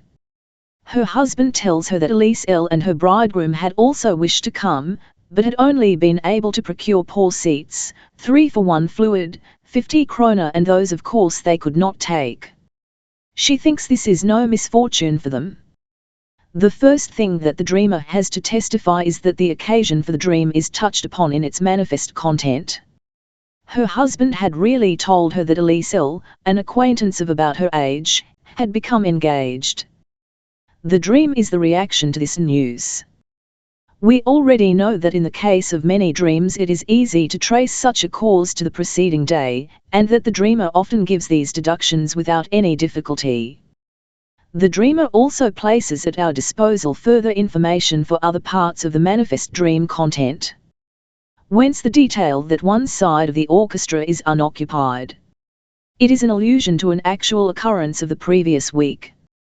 She had made up her mind to go to a certain performance and had procured tickets in advance, so much in advance that she had been forced to pay a preference tax.